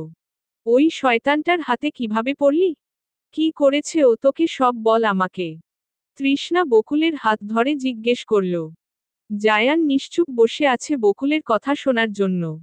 কিরে, কথা বলছিস না কেন? তোদের বিয়ে হয় নাই তাই না? বাবা মার থেকে আয়ানের কাছে কিভাবে গেলি বল আমাকে। বুবু, আমাদের বিয়ে হয়েছে, এটা সত্য। মিথ্যা বলছিস তুই। কাউকে ভয় পাওয়ার দরকার নাই, সত্যিটা বল আমাদেরকে। তোর দুলাভাই ওকে শাস্তি দেবে। বকুল চুপ করে আছে। কথা বলছিস না কেন? থাপ্পড় খাবি কিন্তু। বকুল বলল, আমি স্বেচ্ছায় বিয়ে করেছি। আমার আয়ানকে পছন্দ ছিল আগে থেকেই। তাই বিয়ের কথা বলাতেই রাজি হয়ে গেছি। তৃষ্ণা রাগে হিতাহিত জ্ঞান হারিয়ে ফেলল। ঠাস করে চড় মেরে দিল। বকুল আর্তনাদ করে কেঁদে উঠল। আয়ান এমনিতেই গাল চেপে ধরে ব্যথা দিয়েছিল, এখন আবার চড় খেয়ে ওর মাথা ভনভন করছে। তৃষ্ণা বকুলকে আবারও জিজ্ঞেস করল। বকুল কথা বলছে না দেখে তৃষ্ণা মারতে লাগে। জায়ান তৃষ্ণাকে জোর করে সরিয়ে ইশারায় বকুলকে চলে যেতে বলে। তৃষ্ণা জায়ানের বুকে মাথা ঠেকিয়ে শব্দ করে কেঁদে দিল। শান্ত হও। ও কেমন মিথ্যা বলল দেখছেন? আয়ান ওকে কবজা করে নিয়েছে। আমার বোন আমার কথার উত্তর দিল না। ও ভয় পাচ্ছে। ওকে আসতে ধীরে জিজ্ঞেস করিও। কেন ভয় পাচ্ছে? কেন আবার আপনার ওই ভাই আমার বোনকে ভয় দেখিয়েছে? আমি ছাড়ব না উনাকে। আমার বোনের জীবন নষ্ট করতে দেব না আমি। এই হাতের দাগ আমার তৃষ্ণা বেবির নাকি? বলেই আয়ান বকুলের গালে স্পর্শ করল। তৃষ্ণা এত জোরে থাপ্পড় দিয়েছে যে লাল দাগ ফুটে উঠেছে। বকুল আয়ানের হাত ধাক্কা দিয়ে সরিয়ে বলল, আমার বুবুকে একদম খারাপ নজরে দেখবেন না। আমার বুবু আপনার ভাবি। বুবুকে সম্মান দিবেন। আয়ান বকুলের হাত মুছড়ে ধরে বলল, তোর কথায় আমি আয়ান চলব? বেশি কথা বলবি তো একদম জানে মেরে ফেলব। চলবে।